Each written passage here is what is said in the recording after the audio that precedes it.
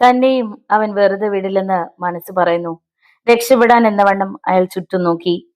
കനകവും വിളറി നിന്നു. വാതിലിൽ ആഞ്ഞാഞ്ഞു മുട്ടുന്ന ശബ്ദം. ദേവദാസ് വിയർത്തു. എന്ത് പറഞ്ഞവനെ മടക്കി അയക്കും? അയാളുടെ മനസ്സ് അതിവേഗം പ്രവർത്തിച്ചു. വാതിൽ തുറന്നില്ലെങ്കിൽ ഇപ്പോ അത് തകർന്നു വീഴുമെന്ന് തോന്നി. എന്തു വരട്ടെ എന്ന് വിചാരിച്ച് അയാൾ വാതിലിന് നേരെ നടന്നു. തുറക്കല്ലേ? കനകം നിലവിളിച്ചു. ദേവദാസ് തിരിഞ്ഞ് ചുണ്ടിനു മുകളിൽ വിരലമർത്തി മിണ്ടരുതെന്ന് ആംഗ്യം കാണിച്ചു. പിന്നെ വാതിലിന്റെ ബോൾട്ട് എടുത്തു. ആ ക്ഷണം ഈശ്വർ അത് തള്ളി തുറന്ന് അകത്തേക്ക് പാഞ്ഞു കയറി. ഓടി തളർന്ന ഒരു മൃഗത്തെ പോലെ കിതയ്ക്കുന്നുണ്ടായിരുന്നു അവൻ. ഇര തേടുന്നത് പോലെ അവൻ ചുറ്റും നോക്കി. എന്താ ഈശ്വര, ഈ രാത്രി ഗേറ്റ് മുടിച്ച് താർത്താണോ നീ വന്നത്? ഒന്നും അറിയാത്ത ഭാവത്തിലായിരുന്നു അയാളുടെ ചോദ്യം. അതിന് മറുപടി നൽകാതെ അവൻ ചുറ്റും നകുലിനെ തിരഞ്ഞു. നിനക്ക് എന്ത് പറ്റിയടാ? അയാൾ പിന്നെയും തിരക്കി. അവനെവിടെ? പതിഞ്ഞതാണെങ്കിലും കനത്ത ശബ്ദമായിരുന്നു അത്. ആര്? നകുലൻ. ആർക്കറിയാം? ഞങ്ങള് തമ്മിൽ വൈകിട്ടൊന്ന് പിണങ്ങി. അപ്പോ ദേഷ്യത്തോടെ ഇറങ്ങി പോകുന്നത് കണ്ടു. പിന്നീട് ഇതുവരെ മടങ്ങി വന്നിട്ടില്ല. കള്ളം പറയരുത് എന്നോട്. കള്ളമോ? ഞാൻ നിന്നോട് കള്ളം പറയുമോടാ? വിശ്വാസമില്ലെങ്കിൽ നീ തന്നെ എല്ലായിടത്തും കയറി നോക്ക്. നിഷേധഭാവത്തിൽ അവൻ തലയാട്ടി. ആട്ടെ, ഈ രാത്രിയിൽ അവൻ എന്തിനാ കാണുന്നത്? കാര്യം എന്താണെങ്കിലും അത് എന്നോട് പറ. ഈശ്വർ തിരിഞ്ഞ് ഒറ്റയടിയായിരുന്നു. നിലവിളിയോടെ ദേവദാസ് കറങ്ങി സിറ്റിയിലേക്ക് വീണു. എന്താടാ, നിനക്ക് ഭ്രാന്ത് പിടിച്ചോ? അതേടോ, പിടിച്ചതല്ല പിടിപ്പിച്ചതാണ് നീയൊക്കെ, അവൻ അലറി. ഇറങ്ങടാ വെളി. ഇദ്ദേഹത്തെ കൈവയ്ക്കാനും മാത്രം നീ വളർന്നോ? കനകം ചീറിക്കൊണ്ടുവന്നു. ദേ തള്ളേ, ഒറ്റ ചവിട്ടിന് അടിവേറ് കലക്കും ഞാൻ.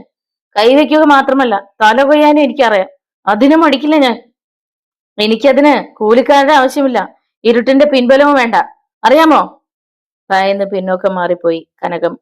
ഈശ്വർ ദേവദാസിനെ ഷർട്ടിൽ കുത്തിപ്പിടിച്ചുയർത്തി. ഒരുപാട് പോക്കൃത്തരങ്ങൾക്ക് നിങ്ങൾക്ക് കൂട്ടുനിന്നിട്ടുള്ളവനാ ഞാൻ. ജനങ്ങൾക്ക് മുന്നിൽ ഞാനിന്ന് വായി തുറന്നാ അവര് നിങ്ങളെ പച്ചയ്ക്ക് കത്തിക്കും, അറിയാമല്ലോ. അങ്ങനെയുള്ള എന്നോട് തന്നെ നിങ്ങൾ ഇത് ചെയ്തു. ഞാൻ എന്താ ചെയ്തതെന്നെങ്കിലും എന്നോടൊന്ന് പറ. ഓ, ഒന്നും അറിയാത്ത കുഞ്ഞ്. എന്റെ പെങ്ങൾ എങ്ങനെയാടോ മരിച്ചത്? ആത്മഹത്യ പൂർത്തിയാക്കാൻ സമ്മതിച്ചില്ല ഈശ്വർ. മിണ്ടരുത് താൻ. ആത്മഹത്യ പോലും. അങ്ങനെ റിപ്പോർട്ടിൽ എഴുതാൻ എന്തു കൊടുത്തു ഡോക്ടർക്ക്? അസംബന്ധം പറയാതിരിക്കൂ ഈശ്വർ. അസംബന്ധമോ? പക്ഷെ നകുല സമ്മതിച്ചല്ലോ. എനിക്ക് പക്ഷെ യാതൊരു മനസ്സറിവുമില്ല ഈശ്വറെ. എന്നോട് ആലോചിക്കാതെ അവൻ എന്തെങ്കിലും ബുദ്ധിമോശം കാണിച്ചോ? അവൻ ഇങ്ങ് വരട്ടെ. വരില്ല. അവനിനി ഒരിക്കലും വരാൻ സമ്മതിക്കില്ല ഞാൻ. എന്ത് വേണമെന്ന് എനിക്കറിയാം. എന്റെ പെങ്ങക്ക് കൂട്ടായിട്ട് അവനും പോകും പരലോകത്തേക്ക്. ഞാൻ പറഞ്ഞു വിടും അവനെ. ദേവദാസിനെ സിറ്റിയിലേക്ക് വീണ്ടും തള്ളിയിട്ട് കൊടുങ്കാറ്റായി ഈശ്വർ പുറത്തേക്ക് പോയി. ജീപ്പിന്റെ ഒരു ഹെഡ്ലൈറ്റ് തകർന്നു പോയിരുന്നു. ഒറ്റ കണ്ണനായി ഒരു ഗുഹാമാർഗം സൃഷ്ടിച്ച് അത് റോഡിന്റെ മാറ് പിളർന്ന് കുതിച്ചു. കനകം ദേവദാസിന്റെ അടുത്ത് വന്നിരുന്നു. എന്തെങ്കിലും ഉടനെ ചെയ്യണം, അല്ലെങ്കിൽ അവൻ നമ്മുടെ കുഞ്ഞിനെ കൊല്ലും. കൊല്ലുന്നെങ്കിൽ കൊല്ലട്ടടി. ഇത്തരം സന്തതികൾ ഇല്ലാതിരിക്കുന്നതാ നല്ലത്. കനകം രോഷത്തോടെ മുഖം തിരിച്ചു. പോലീസിൽ തൽക്കാലം വിവരം അറിയിച്ചാൽ അത് കുഴപ്പമായേക്കുമെന്ന് ദേവദാസിന് തോന്നി. തന്റെ പല രഹസ്യങ്ങളും അവൻ വിളിച്ചു പറയും. അത് പാടില്ല. തന്ത്രപൂർവ്വം തകർക്കണം അവനെ.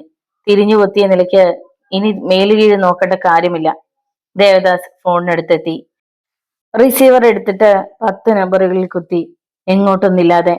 ഭ്രാന്തമായ വേഗത്തിൽ ജീപ്പ് ഓടിക്കുകയായിരുന്നു ഈശ്വർ. എവിടെയെങ്കിലും നകുലന്റെ ജീപ്പ് കിടപ്പുണ്ടോ എന്നാണ് അവൻ ശ്രദ്ധിച്ചത്. ഒരിടത്തും കണ്ടില്ല. ഓരോ ഇടവഴിയിലൂടെയും അവന്റെ ജീപ്പ് പറന്നു. അവസാനം ഒരിടത്തെത്തിയപ്പോൾ അറിയാതെ കാൽ ബ്രേക്കിൽ അമർന്നു. അവന്റെ മനസ്സിലേക്ക് ഒരു മുഖം വന്നു. വജ്രയുടെ മുഖം. അവളെ കണ്ടിട്ട് ഒരാഴ്ചയിലധികമായിരിക്കുന്നു. ജീപ്പ് റോഡിന്റെ ഓരം ചേർത്തിട്ടിട്ട് അവൻ മുന്നോട്ട് നടന്നു. തന്റെ ഈ ചിന്താശക്തി നഷ്ടമായ മനസ്സിലേക്ക് ആശയത്തിന്റെ ഒരു വിത്തെറിയുവാൻ അവൾക്ക് കഴിഞ്ഞാലോ? വൃദ്ധയുടെ വീടിന്റെ വാതിലിൽ തട്ടി. അല്പം കഴിഞ്ഞപ്പോഴാണ് അകത്ത് അനക്കം കേട്ടത്. പുറത്ത് ആരാണെന്ന് ഉറപ്പാക്കി അവൾ വാതിൽ തുറന്നു. ഈശ്വര അകത്ത് കയറി അടയ്ക്കുകയും ചെയ്തു. മണ്ണെണ്ണ വിളക്ക് തെളിഞ്ഞു. മുന്നിൽ ഉറക്കച്ചടവോടെ വജ്ര. അവൻ അവളെ അടിമുടി നോക്കി. അവൾ അല്പം ക്ഷീണിച്ചിട്ടുള്ളത് പോലെ തോന്നി. വിളക്ക് പഴയ മേശയിൽ വെച്ചിട്ട് അവൾ അവനെ നോക്കി നിന്നു. വിഷാദമായിരുന്നു അവളുടെ മുഖത്ത്. ഈശ്വർ ഇരുന്നു. തൊട്ടടുത്തായി അവളും. അല്പനേരത്തേക്ക് ആരും ഒന്നും മിണ്ടിയില്ല. വൃദ്ധ അപ്പുറത്തേക്ക് പോയി. മൗനത്തിന്റെ വാൽമീകമുടിച്ചത് വജ്രയായിരുന്നു. കാര്യങ്ങളൊക്കെ ഞാൻ അറിഞ്ഞു ഈശ്വറെ. പക്ഷേ അവൾ ആത്മഹത്യ ചെയ്തതാണെന്ന് ഞാൻ ഒരിക്കലും കരുതുന്നില്ല. ഈശ്വർ ഞെട്ടലിൽ അവളെ നോക്കി. താൻ പറയും മുമ്പേ അവളത് ഊഹിച്ചിരിക്കുന്നു. എന്താ വജ്ര അങ്ങനെ പറയാൻ കാരണം? അപ്പുറത്ത് ദേവദാസ് മകനുമായതുകൊണ്ട്. ശരിയാണ്. തുടർന്ന് ഈശ്വർ അന്ന് നടന്ന സംഭവം അത്രയും അവളെ പറഞ്ഞു കേൾപ്പിച്ചു. ശ്വാസം കഴിക്കുവാൻ പോലും മറന്നിരുന്നു വജ്ര. ഈശ്വർ പറഞ്ഞു നിർത്തിയത് ഇങ്ങനെയാണ്. തിരഞ്ഞു നടക്കുകയാണ് ഞാൻ ആ പട്ടിയെ. നേരം പുലരും മുമ്പ് അവനെ ഞാൻ തീർക്കും. പിന്നീട് തന്റെ ഭാവി എങ്ങനെയാ തീരുമെന്ന് അറിയില്ലല്ലോ. അതുകൊണ്ടാണിപ്പോ നിന്നെ ഒന്ന് കാണണമെന്ന് തോന്നിയത്. ഈശ്വർ, അവൾ അവന്റെ വായ് പൊത്തി. ഇങ്ങനെ എടുത്തു ചാടി എന്തെങ്കിലും ചെയ്താ അതോടെ മൊത്തം തകരും. ഈശ്വർ ജയിലിലായ എല്ലാം തീർന്നില്ലേ? ഈശ്വറിന് പിന്നെ ഒരു ഭാവിയുണ്ടോ? എന്റെ കാര്യം, അതേക്കുറിച്ച് ഇനി ഞാൻ ചിന്തിക്കുന്നേ ഇല്ല. ചിന്തിക്കണം. ഈശ്വരെ കുറിച്ച് മാത്രമല്ല, മറ്റുള്ളവരെ കുറിച്ചും. പക്വമതിയായ ഒരു സ്ത്രീയെ പോലെയാണ് അവൾ സംസാരിച്ചത്. ഈശ്വർ ജയിലിലായ അച്ഛനമ്മമാരുടെ കാര്യം ആര് നോക്കും? അനുജൻ എവിടെയാണെന്ന് കണ്ടുപിടിക്കണ്ടേ? ശത്രുക്കളിൽ നിന്ന് രക്ഷിക്കാനായി ഇവിടെ കൊണ്ടുവന്ന് താമസിപ്പിച്ചിരിക്കുന്ന ഞാൻ. ഇതിനേക്കാൾ എല്ലാം ഉപരിയായി മറ്റൊന്നുണ്ട്. നകുലിനെ കൊന്നുകഴിഞ്ഞാൽ എല്ലാം തീരുമോ? ആ കൊലപാതകത്തിന് കൂട്ടുനിന്ന ബാക്കിയുള്ളവർ മുഴുവൻ രക്ഷപ്പെടും. അവൻ അവളെ തുറച്ചു നോക്കി. ഞാൻ എന്ത് ചെയ്യണമെന്നാണ് വജ്ര പറയുന്നത്? പറയാം. അവൾ അവന്റെ കരം കവർന്നു. പതിയെ അതിൽ തലോടി. ആദ്യം വേണ്ടത് മനസ്സിലെ ടെൻഷൻ അല്പം ഒന്ന് കുറയ്ക്കുകയാണ്. വിവേകത്തോടു കൂടി ചിന്തിക്കാൻ മനസ്സിനെ പാകപ്പെടുത്തിയെടുക്കണം. തന്റെ കൈ പിൻവലിക്കണമെന്നുണ്ടായിരുന്നു അവന്. പക്ഷെ കഴിഞ്ഞില്ല. അവളുടെ ആ തലോടലിൽ തന്റെ ഹൃദയത്തിലേക്ക് ഒരു തണുത്ത കാറ്റ് അരിച്ചരിച്ച് കടന്നു വരുന്നത് പോലെ ഈശ്വരന് തോന്നി. അവൾ അവന്റെ മുഖത്തേക്ക് തന്നെ നോക്കിയിരുന്നു. ആ കണ്ണുകളിൽ വല്ലാത്തൊരു തിളക്കം അവൻ കണ്ടു. പെട്ടെന്നാണ് പുറത്തെങ്ങോ പട്ടികൾ കുരയ്ക്കുന്നതും ആരൊക്കെയോ സംസാരിക്കുന്നതും കേട്ടത്. ഈശ്വരന് അപകടം മണത്തു. ക്ഷണത്തിൽ അവൻ വിളക്ക് ഊതിക്കെടുത്തി. തന്റെ കയ്യിൽ പിടിച്ചിരിക്കുന്ന വജ്ര വിറയ്ക്കുന്നത് അവൻ അറിഞ്ഞു. കനത്ത ഇരുട്ട്. ഈശ്വരനും വജ്രയ്ക്കും പരസ്പരം കാണുവാൻ കഴിഞ്ഞില്ലെങ്കിലും രണ്ടുപേർക്കും ഒന്നുറപ്പായിരുന്നു. ഇപ്പോ ഇരുവരും ചിന്തിക്കുന്നത് ഒന്നു തന്നെയാണ്. പുറത്ത് സംസാരിക്കുന്നത് ശത്രുക്കൾ തന്നെ, സംശയമില്ല. വജ്ര ഈശ്വരുടെ കയ്യിൽ ഒന്നുകൂടി അമർത്തി പിടിച്ചു. പേടിക്കണ്ട. അവളെ തന്നിലേക്ക് ഇത്തിരി കൂടി ചേർത്ത് നിർത്തിക്കൊണ്ട് അവൻ മന്ത്രിച്ചു. എനിക്ക് ജീവനുള്ളിടത്തോളം നേരം നിന്നെ ശത്രുക്കൾക്ക് കൊടുക്കില്ല ഞാൻ. അവളൊന്നും തേങ്ങിയതുപോലെ തോന്നിയവന്. ഈശ്വർ പിന്നെയും പറഞ്ഞു, അതല്ല, അവർ എന്നെ തേടി നടക്കുകയാണെങ്കിൽ വജ്ര എവിടെയുള്ള വിവരവും അറിയാൻ പാടില്ല. അവളുടെ കൈ പതിയെ വിടുവിച്ച് അവൻ വാതിൽക്കിലേക്ക് നീങ്ങി. വേണ്ട, പോവണ്ട. അവൾ തടഞ്ഞു. കൊച്ചുകുട്ടികളെ പോലെ ആവില്ലേ വജ്രേ? അവൻ സ്നേഹപൂർവ്വം ശാസിച്ചു. തൽക്കാലം ഞാൻ പറയുന്നത് അനുസരിക്ക്. വാതിൽ തുറന്ന് ഇരുട്ടിലേക്ക് ഇറങ്ങി ഞാൻ നിൽക്കും. അവർ ഇങ്ങോട്ടാണ് വരുന്നതെങ്കിൽ ഇവിടെ കയറാതെ ഞാൻ ശ്രദ്ധിച്ചോളാം. പറയുന്നതിനിടയിൽ തന്നെ ഈശ്വർ വാതിലിന്റെ കൊളുത്ത് നീക്കി കഴിഞ്ഞിരുന്നു. വാതിലടച്ച് അപ്പുറത്തെ മുറിയിൽ പോയി വിശ്രമിക്കുക. അപകടമൊന്നുമില്ലെങ്കിൽ ഞാൻ 3 തവണ വാതിലിൽ മുട്ടും. അതാണ് അടയാളം. നീ വാതിൽ തുറക്കണം. അവൻ ഇരുട്ടിലേക്ക് ഇറങ്ങി. അവൾ വാതിൽ ചേർത്തടച്ചു, ഭീതിയോടെ. പട്ടികളുടെ കുര കൂടുതൽ ഉച്ചത്തിലായിരുന്നു. സംസാരവും ഉച്ചത്തിൽ തന്നെ. ഒരു വൃക്ഷത്തിന് മറിഞ്ഞു നിന്നുകൊണ്ട് ഈശ്വർ നോക്കി. തെല്ലും അടക്കുമാറി ഒരു ടോർച്ചിന്റെ വെളിച്ചം എല്ലാ ഭാഗത്തെയും തൊട്ടൊഴിയുന്നു. ജീപ്പ് അവിടെ കിടക്കുന്നതിനാൽ അവൻ ഈ ഭാഗത്ത് എവിടെയെങ്കിലും കാണാനാണ് സാധ്യത. ആരോ പറയുന്നു. ഈശ്വർ കാതുകൾ കൂർപ്പിച്ചു. പക്ഷേ ഇവിടെ അവന് ആരെങ്കിലും ആയി അത്ര അടുപ്പമുള്ളതായി യാതൊരു അറിവുമില്ലല്ലോ. മറ്റൊരു ശബ്ദം. അവർ പറയുന്നത് തന്നെ കുറിച്ചാണെന്ന് അവന് വ്യക്തമായി. ദേവദാസിന്റെയോ നകുലന്റെയോ ആളുകളാണ് അവരെന്ന കാര്യത്തിൽ അവന് തർക്കമേ ഉണ്ടായിരുന്നില്ല. അവർ വറക്കോട്ട് നടന്നു പോവുകയാണ്. തന്റെ ജീപ്പ് അവർ കണ്ടു. അതുകൊണ്ട് തന്നെ ഈ വഴി തിരിച്ചു വരാതിരിക്കില്ല. അവൻ കണക്കുകൂട്ടി. അവർ മടങ്ങി പോകുന്നത് വരെ ഏതായാലും വജ്രയെ ശ്രദ്ധിച്ചേ പറ്റൂ. ഈശ്വർ വാതിലിൽ 3 തവണ മുട്ടി. പ്രതീക്ഷിച്ചിരുന്നത് പോലെ വജ്ര വാതിൽ തുറന്നു. ഇന്നിനി വിളക്ക് കത്തിക്കണ്ട, നമുക്കിവിടെ പുറത്തിരിക്കാം. അവർ വരുന്നത് കാണുകയും ചെയ്യാമല്ലോ. വജ്ര ഇറങ്ങി വന്നു. തിണ്ണയിൽ ഇരുവരും ഇരുന്നു അടുത്തടുത്ത്. വജ്ര അപ്പോഴും ഭീതിയോടെ ഇരുളിലേക്ക് തുറച്ചു നോക്കുന്നുണ്ടായിരുന്നു. അവർ വേഗം മടങ്ങി വന്നേക്കും. വജ്ര നേരത്തെ പറഞ്ഞു വന്നതിന്റെ ബാക്കി പറഞ്ഞില്ല. അവൻ ഓർമ്മിപ്പിച്ചു. അവൾ പിന്നെയും അവന്റെ കരം കവർന്നു. ഞാൻ പറയുന്നത് പോലെ കേൾക്കുമോ? അവൻ മിണ്ടിയില്ല. ഇരുട്ടായിരുന്നതിനാൽ ആ മുഖഭാവം എന്താണെന്ന് അവൾക്ക് മനസ്സിലായതുമില്ല. ഞാൻ പറഞ്ഞത് ഈശ്വരന് ഇഷ്ടമായില്ലെന്നുണ്ടോ? അബദ്ധം പിണഞ്ഞ മട്ടിലുള്ള ഒരു ശബ്ദമായിരുന്നു അവളുടേത്. അതല്ല, അവൻ പറഞ്ഞു. ശത്രുക്കളോട് പ്രതികാരം ചെയ്യരുതെന്ന് നീ എന്നോട് പറഞ്ഞ അതനുസരിക്കാൻ എനിക്ക് ബുദ്ധിമുട്ടാവും. ഇല്ല, ഒരിക്കലും അത് മാത്രം പറയില്ല ഞാൻ. അവൾ അവന്റെ കൈയെടുത്ത് തന്റെ മടിയിൽ വെച്ചു. ഈശ്വർ അസ്വസ്ഥനായി. ആ കൈ പിൻവലിക്കാനും വലിക്കാതിരിക്കാനും പറ്റാത്ത ഒരു തരം മാനസികാവസ്ഥ. ഞാൻ ഉദ്ദേശിക്കുന്നത് ഇതാണ്. നകുലിനെ മുന്നിൽ കണ്ടാലുടനെ കത്തിയെടുത്ത് കുത്തിക്കൊന്ന അതോടെ ഈശ്വരന്റെ ഭാവിയും തകർന്നു. അതുകൊണ്ട് ദേവദാസ് മകന് കളിക്കുന്ന അതേ കളി തന്നെ ആവണം തിരിച്ചും. കാര്യങ്ങൾ വേണ്ടത്ര വ്യക്തമായിട്ടില്ലെങ്കിലും അവൻ ശ്രദ്ധയോടെ ഇരുന്നു. അതായത് വജ്ര തുടരുകയാണ്. ചിരിച്ചുകൊണ്ട് കഴുത്തറക്കുന്ന സ്വഭാവക്കാരാണ് അച്ഛനും മകനും. അതേ നാണയത്തിൽ തന്നെയാവണം തിരിച്ചടി. എന്നാൽ അതിനുവേണ്ടി ഒരുപാട് കാലം കാത്തിരിക്കാനും പാടില്ല. കുരുക്കുകൾ മുറുകി കഴിഞ്ഞ് അവരറിയാവൂ പെട്ടുപോയെന്ന്. അവൾ പറയുന്നതിൽ കാര്യമുണ്ടെന്ന് അവന് ബോധ്യമായി. മസിൽ പവർ കൊണ്ടല്ല, ബ്രെയിൻ പവർ കൊണ്ടുള്ള കളിയാണ് വേണ്ടത്. അവന്റെ മനസ്സിൽ പെട്ടെന്ന് ചില ആശയങ്ങൾ പൊന്തി വന്നു. അതിനൊരു ഉത്തേജനം എന്ന വണ്ണം കാതിനരികിൽ വജ്രയുടെ മന്ത്രണം കേട്ടു. അരിമത്തുകാവിൽ ആറാട്ട് അടുത്ത മാസമാണ്. അവിടുത്തെ മുഖ്യന്മാർ ദേവദാസും കിടാക്കന്മാരുമാണ്. രണ്ട് ചേരിയിൽ നിന്നുകൊണ്ട് പരസ്പരം കരുക്കൾ നീക്കുന്നവർ. ഇത്തവണ മൂന്നാം ചേരി ഉണ്ടാവണം. മുഖ്യ കളികൾ ഈശ്വർ നടത്തണം.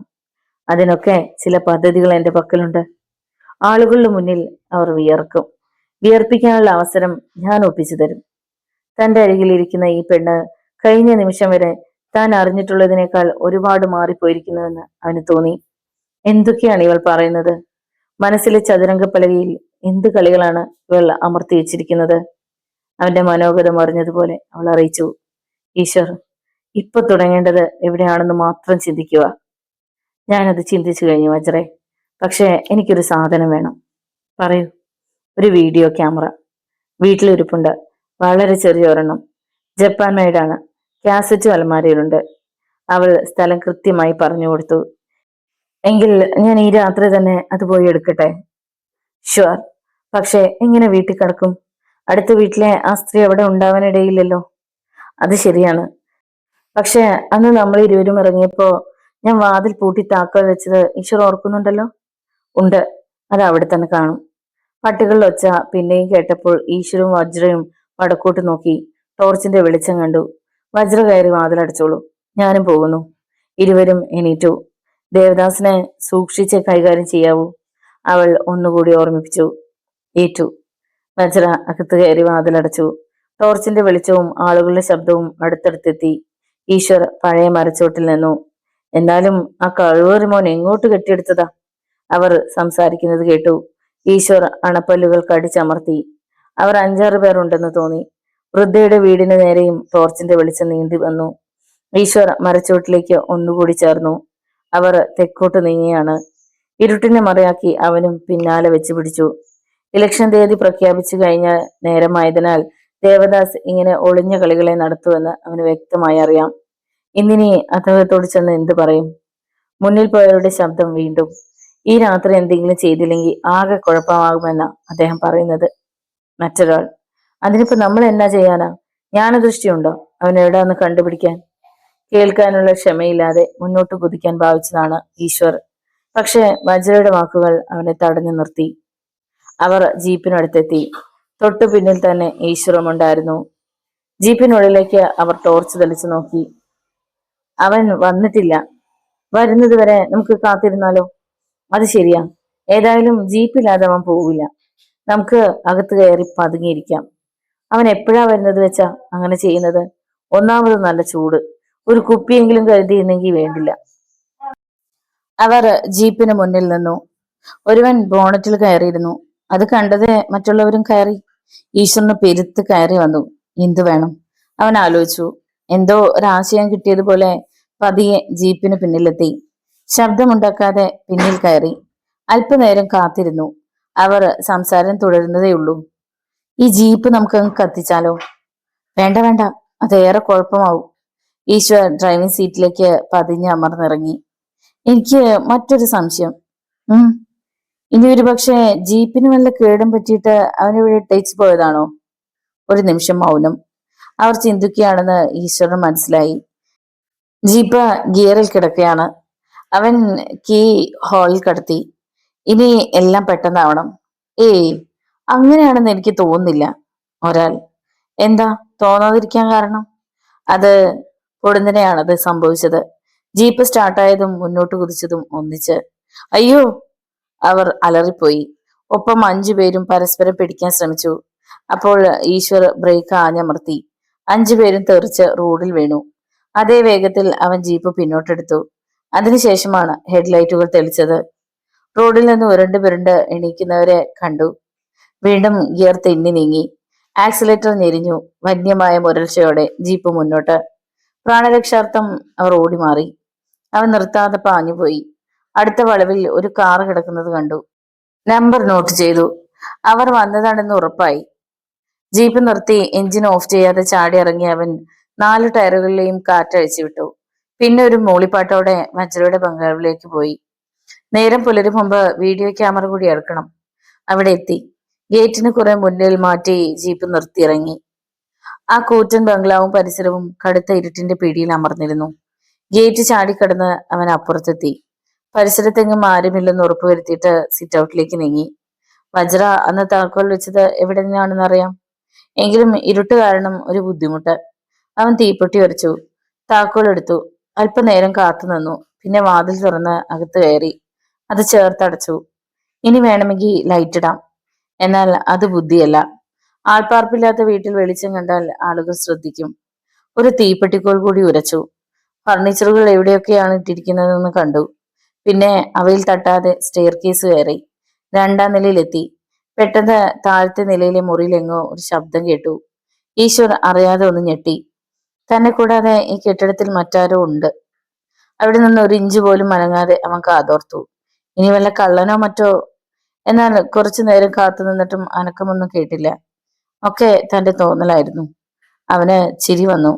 വല്ല പൂച്ചയും എലിയും ഓടിച്ചതാവും. വലത്തേക്ക് തിരിഞ്ഞ് 2ാമത്തേതാണ് വജ്രയുടെ മുറി. വാതിൽ തപ്പി തടഞ്ഞ് കണ്ടെത്തി. അത് ചാരിയിട്ടിരിക്കുകയായിരുന്നു. തള്ളി തുറന്ന് അകത്ത് കയറി. ഒന്നുകൂടി തീപ്പെട്ടി ഉരച്ചു. അലമാരയുടെ സ്ഥാനം കണ്ടിട്ട് ഊതിക്കെടുത്തി. അതിനടുത്ത് ചെന്നിട്ട് പിടിയിൽ കൈവച്ച് അല്പനേരം കൂടി കാത്തുനിന്നു. എങ്ങും നിശബ്ദം. പതിയെ ചിരിച്ചു. ഇരുമ്പലമാറയായതിനാൽ ശബ്ദമുയർന്നു. അത് ആ കെട്ടിടത്തിൽ മുഴങ്ങും പോലെയാണ് തോന്നിയത്. ഈശ്വരുടെ നെഞ്ച് വല്ലാതെ തുടിക്കുകയായിരുന്നു. ഒരു മോഷണം നടത്തുന്ന പ്രതീതി. അലമാരയുടെ പാളികൾ തുറന്നിട്ട് അവൻ തീപ്പെട്ടി എടുത്തു. ആദ്യത്തെ കോൽ കത്തിയില്ല, ഒടിഞ്ഞുപോയി. അടുത്തത് കത്തി. വീഡിയോ ക്യാമറ കണ്ടു. അതെടുത്തപ്പോഴേക്കും തീപ്പെട്ടിക്കോൽ അണഞ്ഞു. ക്യാമറ തൊട്ടടുത്ത മേശയിൽ വെച്ചിട്ട് അടുത്ത കോൽ കത്തിച്ച് ആ 2 കാസറ്റുകൾ കൂടിയെടുത്തു. ആശ്വാസം. കാസറ്റുകൾ ബനിയനുള്ളിൽ തിരികി. മേശപ്പുറത്ത് നിന്ന് ക്യാമറയും എടുത്തു. വാതിലിലേക്ക് നടക്കാൻ ഭാവിക്കുകയായിരുന്നു ഈശ്വർ. പെട്ടെന്ന് ആ മുറിയിൽ ലൈറ്റ് തെളിഞ്ഞു. ഈശ്വർ കിടുങ്ങിപ്പോയി. അസ്പഷ്ടമായൊരു ശബ്ദം അവന്റെ തൊണ്ടയിൽ കുരുത്തു പെടഞ്ഞു. തിരിഞ്ഞു നോക്കി അവൻ മുന്നിൽ നിൽക്കുന്നവരെ കണ്ട് സ്തബ്ധനായി. വിശ്വസിക്കാനും വിശ്വസിക്കാതിരിക്കാനും കഴിയാത്തൊരവസ്ഥയിൽ എത്തിപ്പെട്ടതുപോലെയായിരുന്നു അവൻ. ലൈറ്റിന്റെ സ്വിച്ചിന് താഴെ നിൽക്കുന്നവരെ അവൻ തുറച്ചു നോക്കി. ഒരിക്കലും മനസ്സിൽ നിന്നും മായാത്ത ആ മുഖം, കാന്തശക്തിയുള്ള കണ്ണുകളും നെറ്റിയിലെ വലിയ സിന്ദൂരപ്പൊട്ടും. മാരുതിയിൽ സഞ്ചരിക്കുന്ന ആ സ്ത്രീ. ഈശ്വറിന് നിന്നിടത്തു നിന്ന് ചലിക്കാൻ പോലും കഴിഞ്ഞില്ല. നിശാവസ്ത്രമായിരുന്നു ആ സ്ത്രീ ധരിച്ചിരുന്നത്. എന്താ ഈശ്വർ ഇങ്ങനെ തുറച്ചു നോക്കുന്നത്? അവർ ചിരിച്ചു. മൂർച്ചയുള്ള ചിരി. നിങ്ങളിവിടെ? അവൻ വിക്കി. നിന്നെ പോലെ മോഷ്ടിക്കാൻ വന്നതല്ല ഞാൻ. ആൾതാമസമില്ലാത്ത വീടായതിനാൽ തൽക്കാലം മറ്റുള്ളവരുടെ കണ്ണിൽ നിന്ന് മറഞ്ഞു നിൽക്കാൻ ഒരു താവളം. അത്രയേ ഞാൻ ഉദ്ദേശിച്ചിട്ടുള്ളൂ. പക്ഷെ നിനക്ക് ഇങ്ങനെയും ഒരു മുഖമുണ്ടെന്ന് ഞാൻ ആദ്യം അറിയുകയാണ്. ആ സ്ത്രീയുടെ മുന്നിൽ താൻ കടുകുമണിയോളം ചെറുതാകുന്നതായി അവന് തോന്നി. വിളറിയ മുഖത്തോടെ അവൻ അറിയിച്ചു. മാഡം വിചാരിക്കുന്നത് പോലെ അല്ല കാര്യങ്ങൾ. മോഷ്ടിക്കാൻ വന്നതല്ല ഞാൻ. ഈ വീഡിയോ ക്യാമറ എടുക്കാൻ. ഇത് മോഷണമല്ലേ അപ്പോ? ഈ വീട്ടിലെ പെൺകുട്ടിയെ കാണാനില്ല. അതിന്റെ തള്ളയെ ആരോ കൊന്നു. അങ്ങനെയുള്ളിടത്ത് വന്ന് ഇതെടുത്തതിനെ മോഷണം എന്നല്ലാതെ പിന്നെ ഏത് വാക്കിൽ വിളിക്കും? ചാട്ടുളി പോലെയുള്ള ശബ്ദം. ഈശ്വർ വിയർത്തു. ഈ സ്ത്രീയോട് എന്തു പറയും?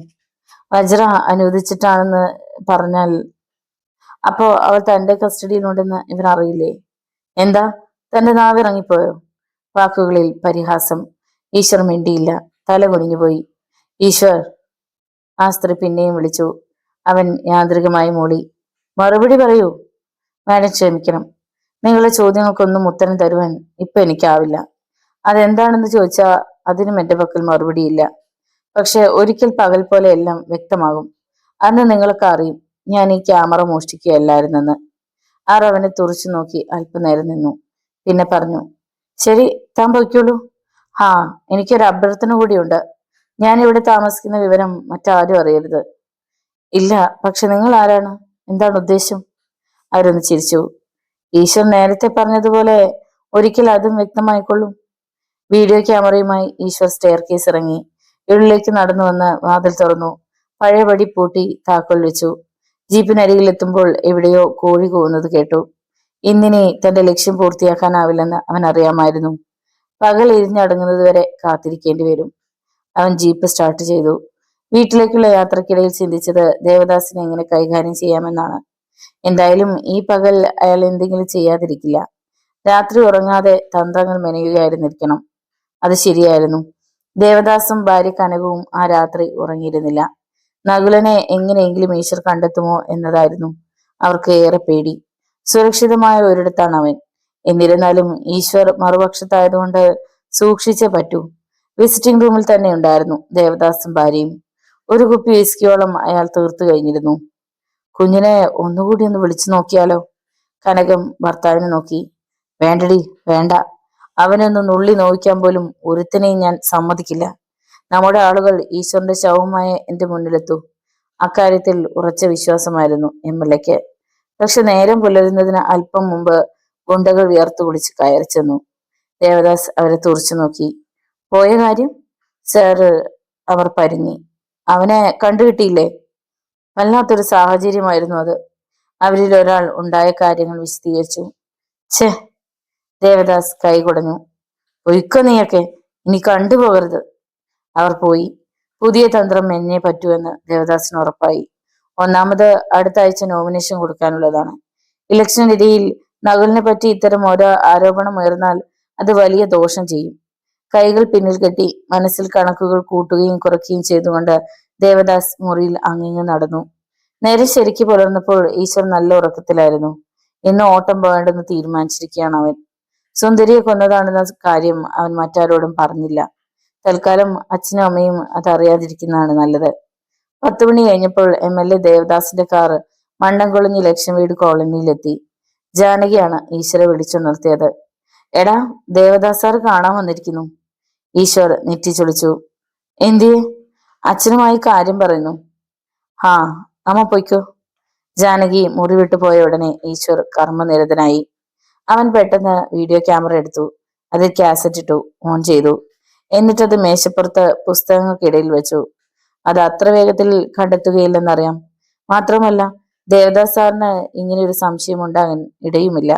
കൂടാതെ ക്യാമറയ്ക്ക് ലൈറ്റ് വേണ്ടതാനും. ക്യാമറയ്ക്ക് അഭിമുഖമായി ദേവദാസ് വരത്തക്കവണ്ണം അവൻ കസേര നീക്കിയിട്ടു. എല്ലാം ഭദ്രമാണെന്ന് ഉറപ്പാക്കി അവൻ പുറത്തേക്ക് ചെന്നു. മുന്നിൽ ഈശ്വരെ കണ്ടപ്പോൾ ദേവദാസ് ഒന്ന് ചൂളി. എങ്കിലും രാഷ്ട്രീയക്കാരന്റെ സ്വഭാവം പുറത്തെടുക്കാൻ അയാൾക്ക് ഏതാനും സെക്കൻഡുകളെ വേണ്ടി വന്നുള്ളൂ. ഈശ്വർ അയാളുടെ കണ്ണുകളിലേക്ക് തന്നെ നോക്കി. ആ മുഖത്ത് പൊടുന്നനെ വിയർപ്പുണങ്ങൾ ഉരുണ്ടുകൂടുന്നത് കണ്ടു. ഒന്നും ആരോടും പറയരുതേ എന്നുള്ള ദയനീയ ഭാവം. എന്താ സാറേ രാവിലെ? ഈശ്വറിന്റെ ശബ്ദത്തിലെ മാർദ്ദവമില്ലായ്മ ദേവദാസ് തിരിച്ചറിഞ്ഞു. എനിക്കൊരു കാര്യം പറയാനുണ്ട്. വരൂ, നമുക്ക് പുറത്തേക്ക് ഇറങ്ങി നിൽക്കാം. എങ്കിൽ എന്റെ മുറിയിലിരുന്ന് സംസാരിക്കാം സർ. ആട്ടെ, നകുലിനെവിടെ? അവൻ പോർട്ടർ ദാമോദരൻ അവിടെ ഇരിക്കുന്നത് കൊണ്ട് ദേവദാസിന് ഒന്നും അങ്ങോട്ട് വിട്ടു പറയാനും കഴിയുന്നില്ല. നകുലൻ ഒരിടത്ത് പോയിരിക്കുക, ഒരു വിധത്തിൽ മന്ത്രിച്ചു. ഹാ, സാറ് വാ. ഈശ്വരുടെ പിന്നാലെ ദേവദാസ് അവന്റെ മുറിയിലെത്തി. നേരത്തെ സജ്ജമാക്കിയിട്ടിരുന്ന കസേരയിൽ തന്നെ ദേവദാസിനെ ഇരുത്തി. ഈശ്വർ കട്ടിലും ഇരുന്നു. അല്പനേരത്തേക്ക് ഇരുവരും ഒന്നും മിണ്ടിയില്ല. മൗനത്തിന്റെ മതിൽക്കെട്ട് തകർത്തത് ഈശ്വറാണ്. സാറിന്റെ ആഗമനോദ്ദേശം ഇനിയും വ്യക്തമാക്കിയില്ല. ദേവദാസ് എണീറ്റ് വാതിൽ ചാരി. പിന്നെ ഈശ്വർ പ്രതീക്ഷിക്കാത്തതാണ് നടന്നത്. ദേവദാസ് കുനിഞ്ഞ് അവന്റെ കാലിൽ പിടിച്ചു. നീ ഞങ്ങളോട് പൊറുക്കണം ഈശ്വറെ. നഗരൻ തെറ്റ് ചെയ്തു പോയി. ഇനിയിപ്പോ അവനെ കൂടി കൊന്നെന്നും വെച്ച് സുന്ദരിയെ തിരികെ കിട്ടില്ലല്ലോ. ഛേ, സാർ എന്താ ഈ കാണിക്കുന്നത്? എണീക്കണം. ഈശ്വർ അയാളെ പിടിച്ചെണീപ്പിച്ചു.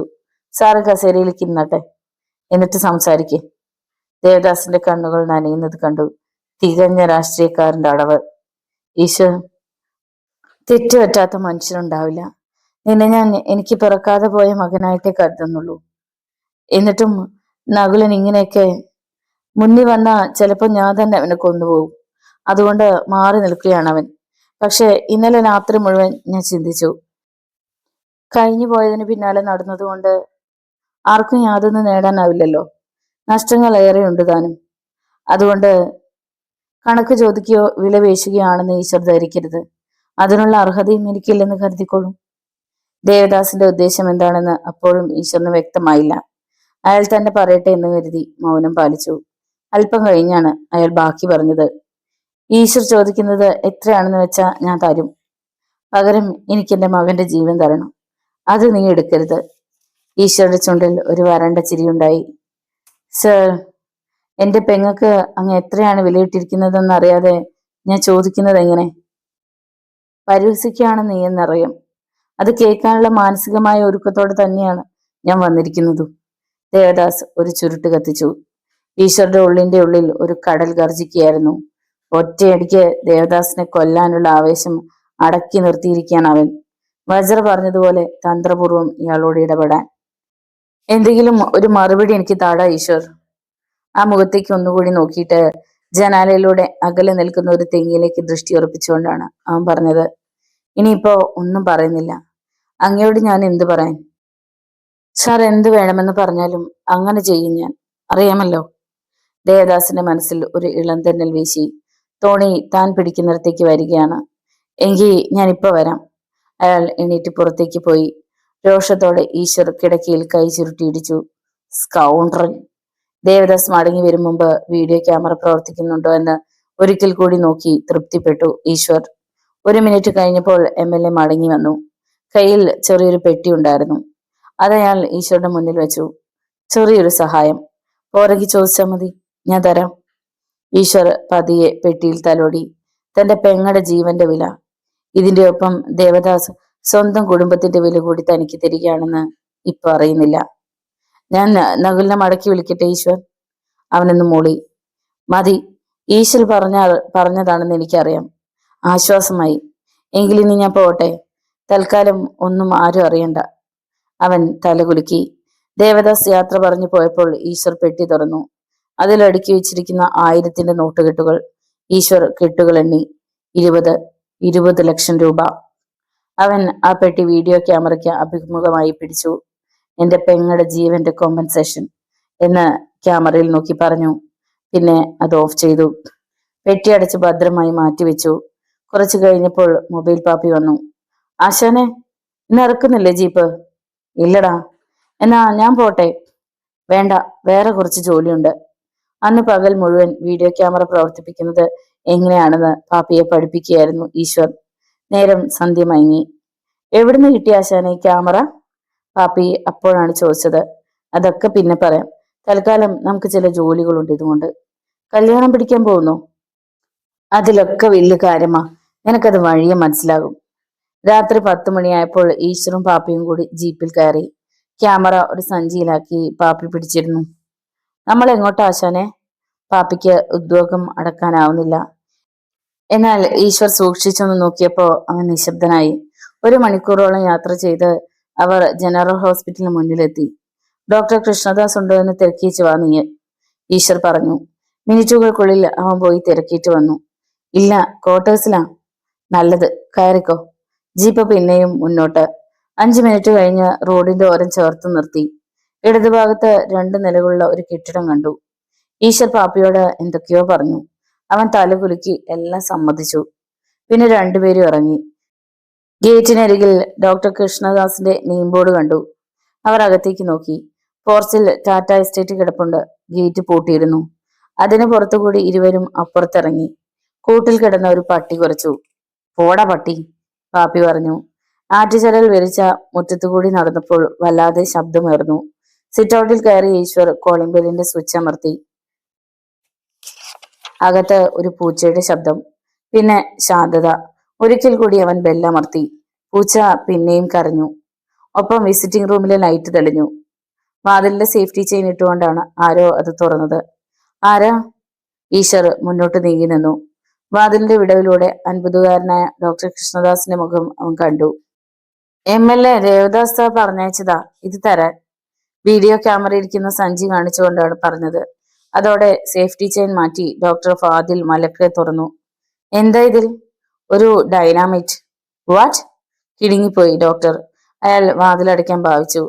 പക്ഷേ ഈശ്വറും മൊബൈൽ പാപ്പയും അകത്ത് കയറി കഴിഞ്ഞിരുന്നു. ഈശ്വർ തന്നെ വാതിലടച്ചു. അതുകൊണ്ട് ഡോക്ടർക്ക് ഭയമായി. നിങ്ങൾ ആരാ? എന്തു വേണം? ഒരു പോസ്റ്റ്മോർട്ടം നടത്തി ഡോക്ടർ ഞങ്ങളെ സഹായിക്കണം. മുറിയാകെ ഒന്ന് കണ്ണോടിച്ചിട്ട് ഈശ്വർ പറഞ്ഞു. പോസ്റ്റ്മോർട്ടം എന്ന് പറഞ്ഞ? ഞങ്ങൾ ഒരാളെ കൊല്ലാൻ പോവുകയാ, ഒരു പെണ്ണിനെ. എന്നിട്ട് ഞങ്ങൾ അവളെ കെട്ടിത്തൂക്കും. പിന്നെ പറയാൻ മറന്നു, ഞങ്ങൾ അവളെ ബലാത്സംഗം ചെയ്തിട്ട് കൊല്ലൂ. ഡോക്ടർ പക്ഷേ അത് ആത്മഹത്യയാക്കി തരണം. കാശ് എത്രയായാലും പ്രശ്നമില്ല. ഡോക്ടർ അവരെ തുറച്ചു നോക്കി. നിങ്ങൾ കടന്നു പോകുന്നുണ്ടോ? ഞാൻ പോലീസിനെ വിളിക്കണോ? ഇത് രണ്ടും നടക്കുന്ന കാര്യമല്ലല്ലോ ഡോക്ടറെ. ഞങ്ങൾ പോകത്തുമില്ല, നിങ്ങൾ പോലീസിനെ വിളിക്കത്തുമില്ല. അഥവാ വിളിക്കുമെന്ന് തോന്നിയ തന്റെ രണ്ടു കൈ ഞങ്ങൾ ചവിട്ടി ഒടിക്കും, പാപ്പിയാണ് പറഞ്ഞത്. ഡോക്ടർക്ക് ശരിക്കും അപകടം മണത്തു. രക്ഷപ്പെടാനെന്ന വണ്ണം അയാൾ ചുറ്റും നോക്കി. ഈശ്വർ പറഞ്ഞു. ഒരു കാര്യം കൂടി പറയാനുണ്ട് ഡോക്ടറെ. ഞങ്ങള് റേപ്പ് ചെയ്ത് കൊല്ലാൻ പോകുന്നത് ആരെയാണെന്ന് അറിയണ്ടേ? ഡോക്ടറുടെ ഒറ്റ മോളെ. അവളിപ്പോ ഇവിടെ ഉണ്ടെന്ന് എനിക്കറിയാം. വേണമെങ്കിൽ പോസ്റ്റ്മോർട്ടം റിപ്പോർട്ട് ഇപ്പോഴേ എഴുതി തുടങ്ങിക്കോ. പിന്നെ ജോലി കുറയ്ക്കാമല്ലോ. ഈശ്വരുടെ മുഖഭാവം മാറിത്തുടങ്ങി. ഡോക്ടർ കൃഷ്ണദാസ് വിവശനായി കസേരയുടെ വക്കിൽ അള്ളിപ്പിടിച്ചു. തന്റെ ഇത്രയും പ്രായത്തിനിടയിൽ ഇന്ന് വരെ ഇത്തരം ഒരു പ്രതിസന്ധി ഉണ്ടായിട്ടില്ലെന്ന് ഡോക്ടർ കൃഷ്ണദാസ് ഓർത്തു. അതാത് കാലം ഭരിക്കുന്നവരുടെ നിർദ്ദേശാനുസരണം താൻ എന്തൊക്കെ കാട്ടിക്കൂട്ടിയിരിക്കുന്നു. ആരും തനിക്കെതിരെ ചെറുവിരൽ പോലും ചലിപ്പിച്ചിട്ടില്ല. എന്നിട്ടിപ്പോ നാവ് ചലിക്കാൻ പോലുമുള്ള ശക്തിയില്ലാതെ അയാൾ ഈശ്വരയും മൊബൈൽ പാപ്പിയെയും മാറി മാറി നോക്കി. പ്രേതത്തെ കണ്ടതുപോലെ ഡോക്ടർ വിളറി വെളുത്തു പോയിരുന്നു. കുടുകൂടെ വിയർക്കുകയായിരുന്നു അയാൾ. ഡോക്ടർ മറുപടി ഒന്നും പറഞ്ഞില്ല. ഈശ്വർ ധൃതി കൂട്ടി. ഞാൻ ഞാൻ കൃഷ്ണദാസിന്റെ ശബ്ദം വിറപൂണ്ടു. എന്നെ ഉപദ്രവിക്കരുത് നിങ്ങൾ. ഛേ, ഇത് എന്നാ വർത്തമാനം ഡോക്ടറെ? നിങ്ങൾ എന്തെങ്കിലും ചെയ്യണമെന്ന് ഞങ്ങൾ മനസ്സിൽ പോലും കരുതിയിട്ടില്ല. പിന്നെ ഇങ്ങനെയൊരു കാര്യം ഓർമ്മിപ്പിച്ച് വെറുതെ ജോലി ഉണ്ടാക്കല്ലേ. ഹാപ്പിയാണ് പറഞ്ഞത്. ഞാൻ എന്ത് വേണമെന്ന് പറയൂ. അങ്ങനെ വഴിക്ക് വാ. ഈശ്വർ ഒരു കസേരയിലിരുന്ന് കാലുയർത്തി വെച്ചു. ഡോക്ടർ ഇരിക്ക്. കൃഷ്ണദാസ് കസേരയിലേക്ക് വീഴുകയായിരുന്നു. എനിക്കൊരു സംശയം ഡോക്ടറെ. പാപ്പി തിരക്കി. ദേവദാസും കൃഷ്ണദാസും രണ്ടുപേരിലും ദാസുണ്ട്. സ്വഭാവത്തിലും നല്ല സാമ്യം. നിങ്ങൾ രണ്ടും ചെറുപ്പം മുതലേ തന്തയ്ക്ക് പിറക്കഴുകിയ കാണിച്ചു തുടങ്ങിയിരുന്നോ? ഡോക്ടർ മറുപടി പറഞ്ഞില്ല. ഈശ്വർ ഇനി ഒന്നും പറയരുത് എന്ന ഭാവത്തിൽ മൊബൈൽ പാപ്പിയെ കണ്ണടച്ച് കാണിച്ചിട്ട് ഡോക്ടറെ നോക്കി. ബൈ ദ ബൈ, നമുക്ക് കാര്യത്തിലേക്ക് കടക്കാം ഡോക്ടർ. നിങ്ങളുടെ മകളെ ഉപദ്രവിക്കണമെന്ന് ഞങ്ങൾക്ക് യാതൊരു ഉദ്ദേശവുമില്ല. പകരം നിങ്ങൾ ഞങ്ങളെ അനുസരിക്കണം. അതിനൊരുക്കമാണോ? അതാണ് അറിയേണ്ടത്. എന്തു ചെയ്യണം ഞാൻ? എന്റെ ചോദ്യങ്ങൾക്ക് സത്യസന്ധമായ മറുപടി പറയണം. അല്ലെങ്കിൽ ഈശ്വരുടെ സ്വരം കനത്തു. രാത്രിയിൽ വീട്ടിൽ വന്നത് ആരാണെന്ന് അറിയാൻ ഡോക്ടറുടെ ഭാര്യ ഇറങ്ങി വരുന്നത് ഈശ്വർ കണ്ടു. അവരെ തിരിച്ചയച്ചേര്. പെണ്ണുങ്ങളാ, വെറുതെ പ്രശ്നമുണ്ടാക്കിച്ച് പ്രഷർ കൂട്ടണ്ട. പതിഞ്ഞ ശബ്ദത്തിൽ അവൻ ഡോക്ടറെ അറിയിച്ചു. അപ്പോഴേക്കും ഡോക്ടറുടെ ഭാര്യ അങ്ങെത്തി. ഈശ്വരയും പാപ്പിയെയും അവർക്ക് തീരെ പിടിച്ചിട്ടില്ലെന്ന് ആ മുഖഭാവത്തിൽ നിന്ന് വ്യക്തമാകുന്നുണ്ടായിരുന്നു. ആരെ ഇവർ? ഡോക്ടറോടാണ് ചോദ്യം. ദേവദാസിന്റെ ആളുകളാ. ഞങ്ങൾക്ക് അല്പം സ്വകാര്യം പറയാനുണ്ട്. നീ പോയിക്കോ. ഭർത്താവിനെ ഒന്ന് തുറച്ചു നോക്കിയിട്ടാണ് അവർ പോയത്. ഇനി പറയൂ, എന്താ നിങ്ങളുടെ ആവശ്യം? സുന്ദരിയെ ഡോക്ടർ മറന്നിരിക്കില്ലല്ലോ? ഈശ്വർ തിരക്കി. ഡോക്ടറുടെ മുഖത്ത് ഒരു ഭാവമാറ്റമുണ്ടായി. എങ്കിലും പറഞ്ഞു. എന്തോ എനിക്ക് അങ്ങോട്ട് ഓർമ്മ വരുന്നില്ല. അതായത് എന്റെ അറിവ് ശരിയാണെങ്കിൽ അവളെ പോസ്റ്റ്മോർട്ടം ചെയ്തതിനു ശേഷം ഡോക്ടർ മറ്റൊരു ജഡം കണ്ടിട്ടില്ല. ഡോക്ടർക്ക് കാര്യം ബോധ്യമായി. സംഗതി പന്തിയല്ല. എന്തു പറയണമെന്നറിയാതെ അയാൾ കുഴങ്ങി. അത് ശ്രദ്ധിക്കാതെ ഈശ്വർ തുടർന്നു. പോസ്റ്റ്മോർട്ടം റിപ്പോർട്ടിൽ നിങ്ങൾ എഴുതി വെച്ചത് എന്തൊക്കെയാണെന്ന് എനിക്കറിയാം. പക്ഷെ അതിൽ കാര്യമില്ലല്ലോ. സത്യം അറിയാനാണ് ഞാൻ വന്നിരിക്കുന്നത്. നിങ്ങൾ നിങ്ങൾ ആരാണ്? ഞാൻ ഈശ്വർ, സുന്ദരിയുടെ സഹോദരൻ. അവൻ നിവർന്നിരുന്നു. ഡോക്ടർ എനിക്ക് വേണ്ട വിവരങ്ങൾ തരും അല്ലേ?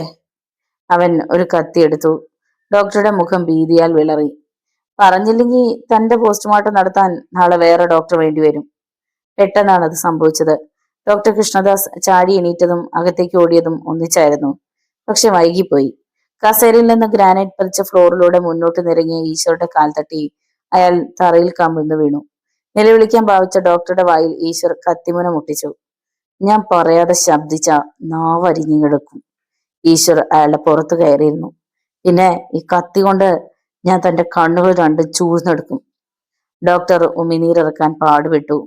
ഈശ്വർ നേരത്തെ കരുതിയിരുന്ന ഒരു ചരട് കീശയിൽ നിന്ന് വലിച്ചെടുത്ത് ഡോക്ടറുടെ കൈകൾ പിന്നോട്ടാക്കി കെട്ടി. അനന്തരം വലിച്ചുയർത്തി കസേരയിലേക്ക് ഇട്ടു. എന്ത് ചെറ്റത്തരം കാണിക്കാനും ഞാൻ മടിക്കില്ല കേട്ടോ. പറഞ്ഞു. സത്യം മാത്രം പറഞ്ഞു. അതല്ല, ദേവദാസിന് വേണ്ടി ജീവൻ കൊടുക്കാൻ പോലും താൻ തയ്യാറാണെങ്കിൽ അതിനൊരുങ്ങിക്കോ. ഡോക്ടർ വല്ലാതെ കിതയ്ക്കാൻ തുടങ്ങി. സർ, ഞാൻ എല്ലാം പറയാം. പക്ഷേ ദേവദാസ്, അയാൾ തന്നെ ഒരു പുല്ലും ചെയ്യില്ല.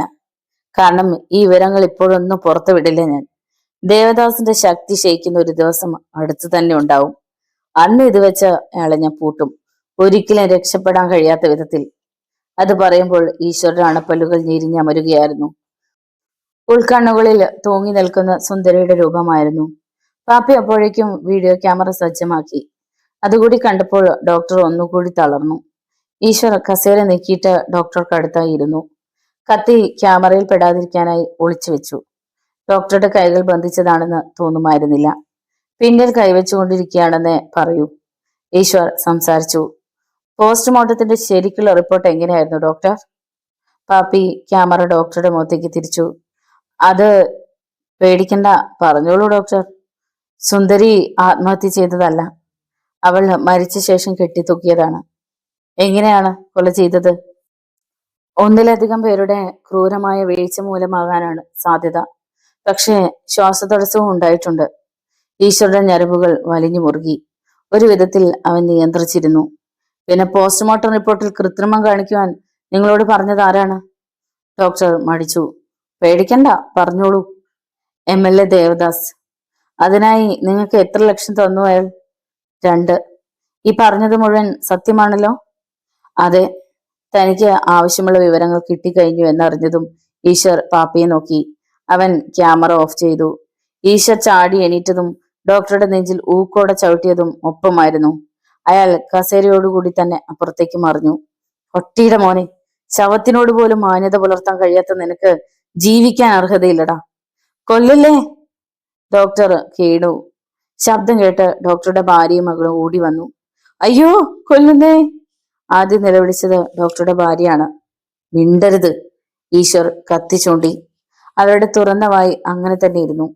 വേണമെങ്കിൽ പോലീസിനെ വിളിച്ചു പറ, ഞാൻ നിങ്ങളുടെ ഭർത്താവിനെ ഉപദ്രവിച്ചുവെന്ന്. ആദ്യം അകത്താകുന്നത് ആരാണെന്നറിയാം. ഈശ്വർ വെട്ടിത്തിരിഞ്ഞു നടന്നു. പിന്നാലെ പാപ്പയും. ഡോക്ടറെ ഭാര്യയും മകളും ചേർന്ന് പിടിച്ചെണീപ്പിച്ച് കെട്ടഴിച്ചു വിട്ടു. വേഗം പോലീസിൽ അറിയിക്ക്, ആ സ്കൗണ്ടറിനെ കൈയോടെ അകത്താക്കണം. ഭാര്യ ധൃതി കൂട്ടി. വേണ്ട. അയാൾ മകളെ നോക്കി. ഇത്തിരി വെള്ളം കൊണ്ടുവാ. റോഡിലെത്തിയ ഈശ്വർ ജീപ്പ് സ്റ്റാർട്ട് ചെയ്യുന്നതിനിടയിൽ പാപ്പയോട് പറഞ്ഞു.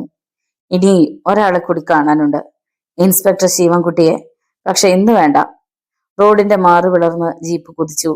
ജീപ്പ് കോളനി റോഡിലേക്ക് തിരിഞ്ഞപ്പോൾ വിജയൻ ധൃതിയിൽ എതിരെ വരുന്നത് കണ്ടു. ഈശ്വരുടെ നെറ്റി ചൊളിഞ്ഞു. ഇവനിതെങ്ങോട്ടാ പാതിരാത്രിക്ക്? നമുക്ക് പിന്നാലെ പോയി ഒന്ന് നോക്കിയാലോ? പാപ്പിക്ക് ഉത്സാഹമായി. വേണ്ടടാ, അവൻ എങ്ങോട്ടാന്ന് വെച്ച പോട്ടെ, നമുക്കെന്ത് ഛേദം. ജീപ്പ് കടന്നുപോയി കഴിഞ്ഞപ്പോൾ വിജയൻ തിരിഞ്ഞൊന്ന് നോക്കി കാറ് തുപ്പി.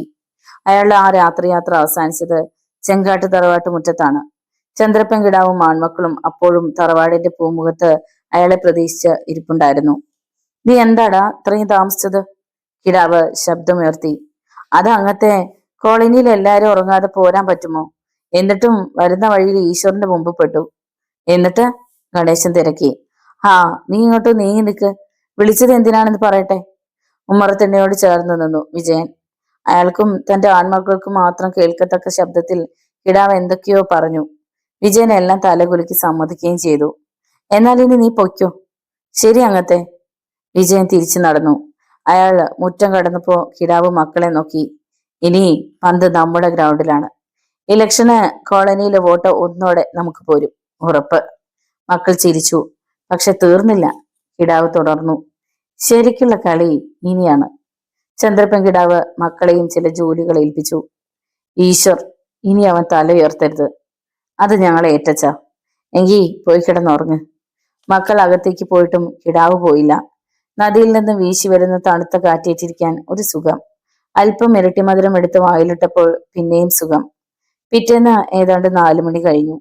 ഈശ്വരന് ഉച്ചവരെ നല്ല ഓട്ടമായിരുന്നു. പിന്നെ വീട്ടിൽ പോയി ചോറിട്ട് വന്ന് ജീപ്പിൽ കിടന്നു തന്നെ ഒന്ന് മയങ്ങി.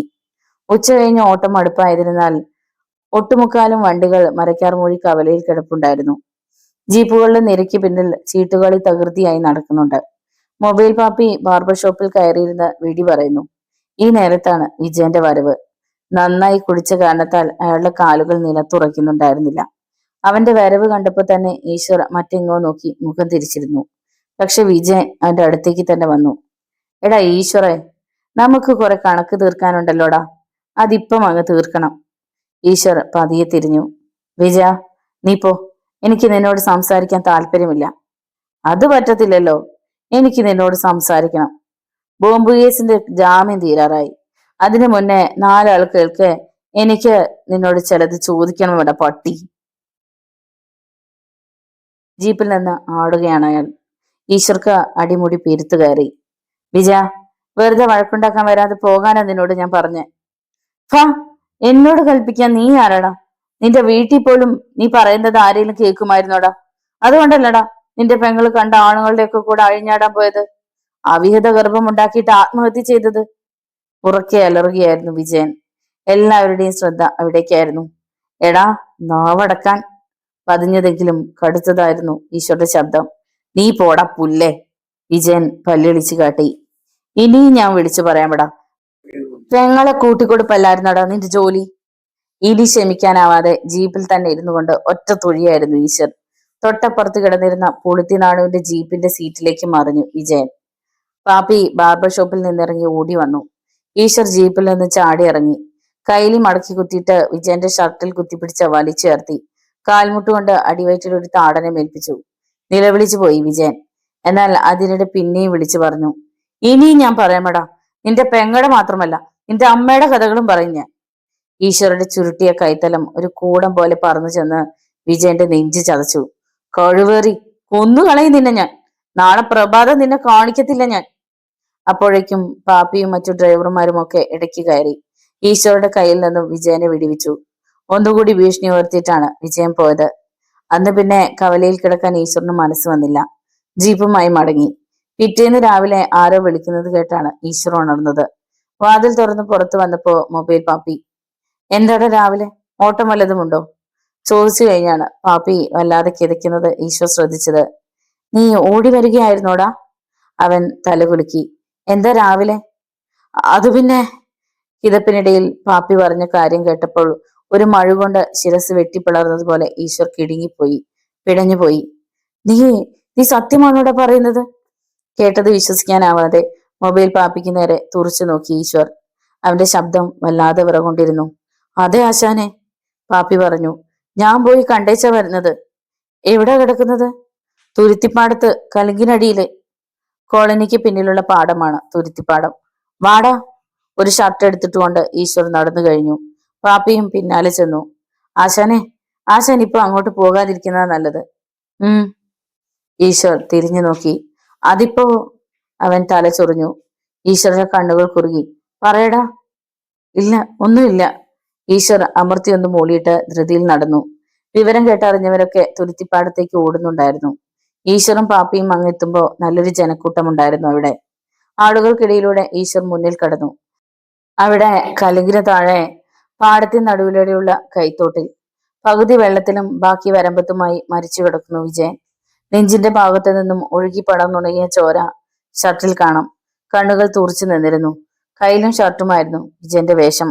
ഈശ്വർ അല്പനേരം ഈ കാഴ്ച കണ്ടു നിന്നിട്ട് ചിന്താഭാരത്തോടെ പിൻവാങ്ങി. ആളുകൾ അവനെ തുറച്ചു നോക്കുകയും എന്തൊക്കെയോ അടക്കം പറയുകയും ചെയ്തു. അവനൊന്നും മനസ്സിലായില്ല. ഇങ്ങനെ ഒരു കൊലപാതകം നടക്കാനുണ്ടായ കാരണം എത്ര ചിന്തിച്ചിട്ടും വ്യക്തമാകുന്നില്ല. അവനൊരു കല്ലിൽ കുത്തിയിരുന്നു. തെല്ലകലിയിരുന്ന് ഒരു സ്ത്രീ തേങ്ങിക്കരയുന്നത് കണ്ടു. വിജയന്റെ അമ്മ. ആരൊക്കെയോ ആ സ്ത്രീയെ സമാധാനിപ്പിക്കാൻ ശ്രമിക്കുന്നുണ്ടായിരുന്നു. എത്ര ചീത്തയായിരുന്നുവെങ്കിലും വിജയൻ അവരുടെ വയറ്റിൽ പിറന്നു പോയില്ലേ. ഈശോയുടെ തൊട്ടരികിൽ വന്ന പാപ്പിയും വന്നു നിന്നു. എന്നാലും ഇങ്ങനെ ചെയ്യാൻ ഇവൻ എങ്ങനെ തോന്നി? ആൾക്കൂട്ടത്തിനിടയിൽ ആരോ പറയുന്നു. ഈശ്വർ തല ചിരിച്ചു നോക്കി. ആരുടെ കാര്യമാണ് പറയുന്നത്? കൊലയാളി ആരെങ്കിലും കണ്ടോ? ഇന്നലെ എല്ലാവരും കേക്കെ പറഞ്ഞപ്പോ ചെയ്തു കളയുമെന്ന് കരുതിയതേയില്ല. മറ്റൊരു ശബ്ദം. ഇത്തവണ ഈശ്വർ ആളിനെ കണ്ടു. രാജു, വിജയന്റെ അടുത്ത ചങ്ങാതിയാണ്. അപ്പോഴാണ് വിജയന്റെ അമ്മ ഈശ്വരെ കണ്ടത്.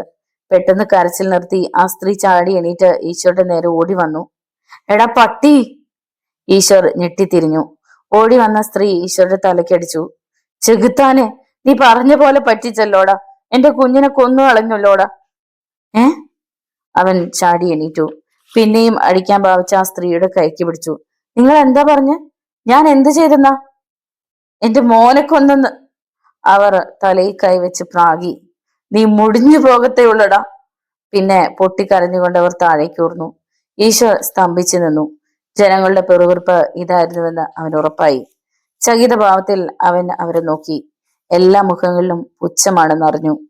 നിങ്ങൾ എന്നെ വിശ്വസിക്കണം, ഉറക്കെയായിരുന്നു ഈശ്വർ പറഞ്ഞത്. മരക്കാർ മൊഴിയിൽ വെച്ച് ഇന്നലെ ദേഷ്യം വന്നപ്പോ അങ്ങനെ പറഞ്ഞത് ശരിയാ. പക്ഷെ ഞാനല്ല വിജയനെ കൊന്നത്. സത്യമായും എനിക്ക് മനസ്സറിവ് പോലുമില്ല. വേണ്ടടാ, നീ ഒറ്റ അക്ഷരം പറയണ്ട. കാര്യങ്ങളൊക്കെ കുറേശ്ശെ ഞങ്ങൾക്ക് അറിയാമടാ. ഞങ്ങളുടെ ഇടയില് നിനക്ക് കുറച്ച് സ്ഥാനമുണ്ടായിരുന്നു, അത് ഇതോടെ തീർന്നടാ. ഇനി ഞങ്ങൾ കൈവയ്ക്കണ്ടെങ്കിൽ വേഗം പൊയ്ക്കോ നീ. രാജു പിന്നെയും പറഞ്ഞു. ആളുകളുടെ ഭാവത്തിൽ നിന്ന് അവർ എന്തിനും അടിക്കില്ലെന്ന് അവൻ ഉറപ്പായി. കൃഷ്ണമാഷ് അവന്റെ അടുത്ത് വന്നു. ഈശ്വര, നീ ഇനി ഇവിടെ നിൽക്കണ്ട, വീട്ടിൽ പോ. മാഷെ, ഞാനല്ല. അവൻ പൂർത്തിയാക്കാൻ സമ്മതിക്കാതെ മാഷ് വീണ്ടും പറഞ്ഞു. എനിക്കറിയാം, നീ ഇത് ചെയ്തെന്ന് ആരൊക്കെ പറഞ്ഞാലും ഞാൻ വിശ്വസിക്കില്ല. പക്ഷെ സത്യം പുറത്തു വരുന്നത് പോലെ നമുക്ക് ഇവരെ തടഞ്ഞു നിർത്താൻ കഴിയില്ലല്ലോ. ആരൊക്കെയോ ശക്തമായി ഇതിന് പിന്നിൽ പ്രവർത്തിച്ചിട്ടുണ്ടെന്ന് എന്റെ മനസ്സ് പറയുന്നു.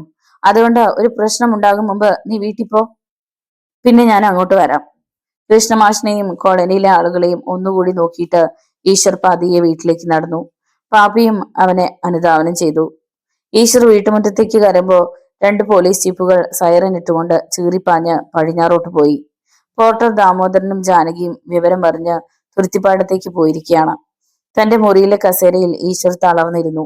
പാപ്പി കിടക്കയിലും. ആരായിരിക്കും ഇവിടെ പാപ്പി ഇത് ചെയ്തത്? ഞാനും അത് ആശാനെ ചിന്തിക്കുന്നത്. അവൻ മുന്നോട്ടാഞ്ഞിരുന്നു. ഇന്നലെ കവലെ വെച്ച് ആശാൻ അവനോട് പറയുന്നു കേട്ട ആരോ ആണിത് ചെയ്തിരിക്കുന്നത്. അല്ലെങ്കിൽ ആ സംഭവം അറിഞ്ഞിട്ട് ആരോ. ഈശ്വർ ചിന്തിച്ചു നോക്കി. ഇന്നലത്തെ സംഭവത്തിന് ഒരു നാടകീയത ഇല്ലായിരുന്നോ? ബോംബ് കേസ് കഴിഞ്ഞിട്ട് കുറെ നാളായല്ലോ. എന്നിട്ടൊന്നും തന്നോട് ഇങ്ങനെ ഇടയാതിരുന്ന വിജയൻ ഇന്നലെ വന്നത്? എവിടെയൊക്കെ ഇരുന്ന് ആരൊക്കെയോ ചരട് വലിക്കുന്നത് പോലെ ഒരു തോന്നൽ. കോളനിയിലെ ഭൂരിഭാഗം ആളുകളും തനിക്കെതിരാവും, അല്ലെങ്കിൽ അതിനു മുമ്പ് കൊലയാളിയെ കണ്ടുപിടിച്ചേ പറ്റൂ. അവൻ അങ്ങനെ ചിന്തിച്ചുകൊണ്ടിരുന്നപ്പോ റോഡിൽ പോലീസ് ജീപ്പ് ബ്രേക്ക് ഇട്ടു. അതിൽ നിന്ന് CI ശിവൻകുട്ടിയും പോലീസുകാരും ചാടിയിറങ്ങി. പോലീസുകാർ നിമിഷത്തിനുള്ളിൽ ഈശ്വരന്റെ വീട് വളഞ്ഞു. ഈശ്വർ! മുറ്റത്ത് വന്നു നിന്ന് ശിവൻകുട്ടി ഗർജിച്ചു. രക്ഷപ്പെടാൻ ശ്രമിക്കരുത്. ഈശ്വറും പാപ്പിയും മുഖാമുഖം നോക്കി. ഇയാൾക്ക് പിടികൊടുത്ത കുടുങ്ങി പോകുമോ ആശാനെ? രക്ഷപ്പെട്ടാൽ അത് കൂടുതൽ കുഴപ്പമാകത്തേ ഉള്ളൂ. ഞാൻ തന്നെയാണിത് ചെയ്തതെന്ന് അവർ തീർച്ചയാക്കും. അപ്പോഴേക്കും സിയയുടെ ശബ്ദം വീണ്ടും ഉയർന്നു. ഈശ്വർ, നീ ഇങ്ങോട്ട് ഇറങ്ങി വരുന്നോടാ, അതോ ഞാൻ അങ്ങോട്ട് കയറി വരണോടാ കഴിവോടെ മോനെ? ഈശ്വർ എണീറ്റു. ആശാനെ! പാപ്പി ഭീതിയോടെ വിളിച്ചു. പേടിക്കണ്ടടാ, ചെയ്യാത്ത കുറ്റം അടിച്ചേൽപ്പിക്കാൻ ഞാൻ ആരെ കൊണ്ട് സമ്മതിക്കില്ലടാ. അവൻ പുറത്തേക്ക് വന്നു. ആഹാ, നല്ല ഉറക്കക്ഷീണമുണ്ടല്ലോടാ. മോനെ, കോഴിയെ കൊല്ലുന്നത് പോലെ ഒരുത്തനെ കൊന്നേച്ച് നീ വന്നു കിടന്ന് സുഖിക്കുകയായിരുന്നു അല്ലേ? ശിവൻകുട്ടി പരിഹസിച്ചു. പോലീസുകാർ ചിരിച്ചു. ഒരു നിമിഷം ഈശ്വരുടെയും ശിവൻകുട്ടിയുടെയും കണ്ണുകൾ കൊരുത്തു. നീ എന്താടാ നോക്കി പേടിപ്പിക്കുവാണോ? ഇങ്ങോട്ട് ഇറങ്ങി വാടാ. ഹെഡ് കോൺസ്റ്റബിൾ ആണ് പറഞ്ഞത്. ഈശ്വർ മുറ്റത്തേക്ക് ഇറങ്ങി. ആ ക്ഷണം ശിവൻകുട്ടി കൈവീശി അടിച്ചു. പക്ഷേ ഈശ്വർ തല പിന്നോക്കം വലിച്ചു. ശിവൻകുട്ടി ഇരട്ടി കോപത്താൽ പിന്നെയും അടിക്കാൻ കൈയോങ്ങി. എന്നാൽ ആ മുഖത്തിന് നേരെ കൈ ചൂണ്ടിക്കൊണ്ട് അവൻ പറഞ്ഞു, സർ, ഈശ്വരെ അങ്ങക്ക് ശരിക്കും അറിയാമല്ലോ. പഴയ സംഭവം ഓർത്ത് ശിവൻകുട്ടിയുടെ മുഖമൊന്ന് വിളറി. ഉള്ളിൽ കോപത്തിന്റെ വിഷപ്പുക വമിച്ചു. നിന്നെ ശരിക്കൊന്നും അറിയാൻ തന്നെയാടാ ഞാൻ വന്നിരിക്കുന്നത്. നല്ലത്. പക്ഷെ ഒന്ന് ഞാൻ പറയാം സർ, വിജയനെ കൊന്നത് ഞാനല്ല. കൊന്നെങ്കി അത് സമ്മതിക്കാനുള്ള ചങ്കൂറ്റമുണ്ട് എനിക്ക്. ശിവൻകുട്ടി വികൃതമായി ചിരിച്ചു. കൊന്നോ ഇല്ലയോ എന്ന് ഞാൻ തെളിയിച്ചോളാമിടാ. അയാൾ പോലീസുകാരെ നോക്കി. അറസ്റ്റ്. പാപ്പി പേടിച്ച് വീടിനുള്ളിൽ നിന്ന് പുറത്തേക്ക് ഇറങ്ങിയതേയില്ല. ഈശ്വരന്റെ കൈകളിൽ വിലങ്ങ് വീണു. പോലീസുകാർ അവനെ ജീപ്പിന് നേരെ തള്ളി. അപ്പോഴാണ് പോർട്ടർ ദാമോദരൻ ഓടിയെത്തത്. സാറന്മാരെ, എന്റെ മോനെ കൊണ്ടുപോകല്ലേ. അയാൾ അവരെ തടയാൻ പായിച്ചു. മാറി നിക്കടാ. ഹെഡ് കോൺസ്റ്റബിൾ കണ്ണുരുട്ടി. അല്ലെങ്കിൽ തൊഴിച്ച് നിന്റെ പണ്ടം കലക്കും ഞാൻ. പോലീസുകാര് ഇനി ഈ ശരീരത്തിൽ കലക്കാമൊന്നും ബാക്കിയില്ല സാറേ. ദാമോദരൻ അണപ്പല്ലുകൾ കടിച്ചമർത്തി. അച്ഛൻ മാറി നിക്ക്. ഞാൻ തിരിച്ചു വരും, ഈശ്വർ പറഞ്ഞു. ദാമോദരൻ മാറി നിന്നു. പോലീസുകാർ അവനെ ജീപ്പിൽ കയറ്റി. ജീപ്പ് പിന്നെയും തുരുത്തിപ്പാടത്തേക്ക് പോയി. എഫ്ഐആർ തയ്യാറാക്കിയ ശേഷം മൃതദേഹം കരക്കെടുത്തിരുന്നു. ശിവൻകുട്ടിയുടെ നിർദ്ദേശാനുസരണം ആളുകൾക്ക് കാണാനായി ഈശ്വറെ അവിടെ ഇറക്കി. കണ്ടല്ലോ, കൊലയാളിയെ കയ്യോടെ ഞാൻ കസ്റ്റഡിയിലെടുത്തു. സർ, കേസ് തെളിയും മുമ്പേ ഞാൻ കൊലയാളിയാണെന്ന് വിധിക്കാൻ നിങ്ങൾക്ക് ആര് അധികാരം തന്നു? ചോദിക്കാതിരിക്കാനായില്ല ഈശ്വറിന്. നിന്റെ അപ്പൻ, ആ പോർട്ടർ പറഞ്ഞതും ഒറ്റയടിയായിരുന്നു ശിവൻകുട്ടി. എടാ, വിലങ്ങണിഞ്ഞ കൈ നീട്ടി സിഐക്ക് നേരെ കുതിക്കാൻ ഭാവിച്ച ഈശ്വറെ പോലീസുകാർ തടഞ്ഞു നിർത്തി. അപ്പോഴേക്കും ആംബുലൻസ് വന്നു. പ്രേതം അതിൽ കയറ്റി. കോളനിയിൽ എന്തെങ്കിലും അനിഷ്ട സംഭവം ഉണ്ടായാൽ ഉടനെ പാഞ്ഞത്താറുള്ള MLA ദേവദാസിന്റെ അസാന്നിധ്യം ശ്രദ്ധിക്കപ്പെട്ടു. ആംബുലൻസിന് പിന്നാലെ ഈശ്വരയും കയറ്റി പോലീസ് ജീപ്പുകളും പാഞ്ഞുപോയി. Police station. തന്റെ ക്യാബിനിൽ എത്തിയ ഉടനെ CI ബസർ അമർത്തി. ഹെഡ് കോൺസ്റ്റബിൾ നാഗരാജൻ മുന്നിൽ വന്ന് അറ്റൻഷനായി. ആ കഴിവേറി മോന്റെ വിലങ്ങഴിക്കാതെ ലോക്കപ്പിലേക്ക് തള്ളിയത്. സർ, അയാൾ പോയി. വിലങ്ങയച്ചാൽ ശരിയാവില്ലെന്ന് ശിവൻകുട്ടിക്ക് തോന്നാൻ കാരണം പഴയ സംഭവമാണ്. 2 മിനിറ്റ് കഴിഞ്ഞു കാണും. ഫോൺ ശബ്ദിച്ചു. അയാൾ റിസീവർ എടുത്തു. യെസ്. അപ്പുറത്തു നിന്ന് ഒരു ശബ്ദം ഒഴുകിയെത്തി. ഞാനാ. ശിവൻകുട്ടിയുടെ മുഖം തെളിഞ്ഞു. അവനെ ലോക്കപ്പിലാക്കി. കുറ്റമേറ്റോ? ചോദ്യം ചെയ്യാൻ തുടങ്ങിയിട്ടില്ല. ഞങ്ങൾ ഇങ്ങോട്ട് വന്നതേ ഉള്ളൂ. എന്തൊക്കെ മാർഗം അവലംബിക്കേണ്ടി വന്നാലും അവനെ കൊണ്ട് സമ്മതിപ്പിക്കണം. ഇനി അവൻ രക്ഷപ്പെടാൻ പാടില്ല. അതെല്ലാം ഞാൻ ഏറ്റെന്നേ. ഓക്കെ, രാത്രി വിളിക്കാം. ഓക്കെ. റിസീവർ വെച്ചിട്ട് ശിവൻകുട്ടി ഒന്ന് ചൂളമടിച്ചു. ഈശ്വരെ സൗകര്യത്തിനൊന്ന് കിട്ടാൻ നോക്കിയിരിക്കുകയായിരുന്നു താൻ. അതിനൊത്തു. ഒരു കോൺസ്റ്റബിളിനെ കൊണ്ട് നാരങ്ങ വെള്ളം വരുത്തി കുടിച്ചു അയാൾ. പിന്നെ SIയെയും വിളിച്ചുകൊണ്ട് ലോക്കപ്പിനടുത്തെത്തി. മുറിവേറ്റ വന്യമൃഗത്തെ പോലെ ലോക്കപ്പിൽ അങ്ങിങ്ങ് നടക്കുകയായിരുന്നു ഈശ്വർ. അവരെ കണ്ടപ്പോ നിന്നു. തുറക്ക്, CI കോൺസ്റ്റബിളിനോട് പറഞ്ഞു. ഇരുമ്പഴി തുറക്കപ്പെട്ടു. ശിവൻകുട്ടി വാച്ചഴിച്ച് പോലീസുകാരെ ഏൽപ്പിച്ചിട്ട് അകത്തേക്ക് കയറി. അകത്ത് കടന്ന ശിവൻകുട്ടി ഇരുമ്പഴി കാൽ കൊണ്ട് തട്ടി അടിച്ചിട്ട് ഈശ്വരെ അടിമുടി ഒന്ന് നോക്കി. ഈയിടെ ഒന്ന് തടിച്ചു കൊഴുത്തിട്ടുണ്ടല്ലോടാ നീ. അതെ, അധ്വാനിച്ചുണ്ടാക്കുന്ന കാശ് കൊണ്ടാ ഞാൻ ആഹാരം കഴിക്കുന്നത്, അവൻ തിരിച്ചടിച്ചു. ആഹാ, പോലീസ് സ്റ്റേഷനിലായിട്ടും അഹങ്കാരത്തിന് യാതൊരു കുറവുമില്ലല്ലോടാ. കൂടുതൽ കയറി ചെരക്കല്ലേ.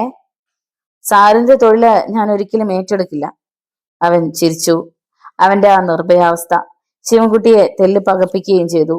അവന്റെ കയ്യിൽ വിലങ്ങുണ്ടെങ്കിലും ഒറ്റയ്ക്ക് അകത്തേക്ക് താൻ കയറി വന്നത് അബദ്ധമായോ എന്നൊരു തോന്നൽ അയാൾക്കുണ്ടായി. സെല്ലിന് പുറത്തു നോക്കി നിൽക്കുകയാണ് SIയും പോലീസുകാരും. ഇനി ആരെയെങ്കിലും കൂടി താൻ അകത്തേക്ക് വിളിച്ചാ അതിൽ പരം ഒരു നാണക്കേട് ഉണ്ടാവാനില്ല. അതുകൊണ്ട് സൂക്ഷിച്ച് കൈകാര്യം ചെയ്യണം ഇവനെ. പറയടാ, എന്തിനാ നീ വിജയനെ കൊന്നത്? ഞാൻ കൊന്നില്ല. സത്യം പറഞ്ഞില്ലെങ്കിൽ നിന്റെ ശവം പോലും ഈ ലോക്കപ്പിൽ നിന്ന് പുറത്തേക്ക് കൊണ്ടുപോയില്ല. ഇവിടെ തന്നെ നിന്നെ വെട്ടിമൂടും ഞാൻ. അങ്ങനെ ആർക്കെങ്കിലും ഉറപ്പ് കൊടുത്തിട്ടുണ്ടോ സാറ്? ഈശ്വരന് കൂസലില്ല. പക്ഷെ ഒറ്റയടിയായിരുന്നു ശിവൻകുട്ടി. പിന്നോട്ട് വെച്ച് അവൻ ഭിത്തിയിലേക്ക് ചാരി. സാറേ, ഞാൻ ആരെയും കൊന്നിട്ടില്ല. കൊന്നെന്ന് പറയിപ്പിക്കാമെടാ ഞാൻ. ശിവൻകുട്ടി പിന്നെയും കുതിച്ചെടുത്തു. ഇല്ല സർ, ചെയ്യാത്ത കുറ്റം എന്നെ കൊണ്ട് സമ്മതിപ്പിക്കാൻ നിങ്ങളുടെ ഫോഴ്സ് മുഴുവൻ വിചാരിച്ചാലും നടക്കില്ല. എങ്കി അത് തന്നെ ഒന്ന് അറിയട്ടടാ. ശിവൻകുട്ടി വീണ്ടും ഈശ്വര ഇടിച്ചു, ചവിട്ടി. നെഞ്ചത്തടിയിട്ടാതെ കഴിവതും അവൻ ഒഴിഞ്ഞു. സർ, അവസാനം കത്തുന്ന ശബ്ദത്തിൽ അവൻ വിളിച്ചു. നിങ്ങൾ തൊന്തയ്ക്ക് പറഞ്ഞവനാണെങ്കിൽ ഈ വിലം കഴിച്ചു മാറ്റിയിട്ട് എന്നെ ഒന്ന് തല്ലി നോക്ക്. അത് ഞാൻ തീരുമാനിച്ചവളുമടാ. ശിവൻകുട്ടി കൈ ചുരുട്ടി അവന്റെ മുഖത്തടിച്ചു. അവൻ താഴേക്ക് കുനിഞ്ഞു. ശിവൻകുട്ടിയുടെ മുഷ്ടി ഭിത്തിയിലിടിച്ചു. വിരലുകൾ ഒടിഞ്ഞു പോയതുപോലെ അയാളിൽ നിന്നൊരു ശബ്ദമുയർന്നു. ഈശ്വർ പെട്ടെന്ന് വിലങ്ങണിഞ്ഞ കൈ മുന്നോട്ട് നീട്ടി. ശിവൻകുട്ടിയുടെ കഴുത്ത് വിലങ്ങിനും കൈകൾക്കും ഉള്ളിലായി. ഈശ്വർ കൈ മുറുക്കി. പറയടാ, ആർക്കാ എന്നെ കൊലയാളിയാക്കേണ്ടത്? ശിവൻകുട്ടിക്ക് മിണ്ടാനായില്ല. ഒന്ന് പറഞ്ഞേക്കാൻ ഞാൻ ഇൻസ്പെക്ടറെ, നിങ്ങൾ നേരത്തെ പറഞ്ഞതുപോലെ എന്നെ അങ്ങ് കൊന്നേക്കണം. ജീവനോടെ പുറത്തു വന്നാ നിന്നെ ഞാൻ കൊല്ലും. ശിവൻകുട്ടിക്ക് ശ്വാസം മുട്ടി. കണ്ണുകൾ പുറത്തേക്കുന്തി. CI ശിവൻകുട്ടി വായ തുറന്ന് ശ്വാസം അകത്തേക്ക് വലിക്കാൻ ശ്രമിച്ചു. കഴിഞ്ഞില്ല. പിന്നെയും മുറുകയാണ് ഈശ്വരുടെ കൈ. തന്റെ കണ്ണുകൾക്ക് മുന്നിൽ കറുത്ത പുകയുടെ ഒരു ആവരണം ഉണ്ടാകുന്നത് പോലെ ശിവൻകുട്ടിക്ക് തോന്നി. താൻ മരിക്കാൻ പോവുകയാണ്.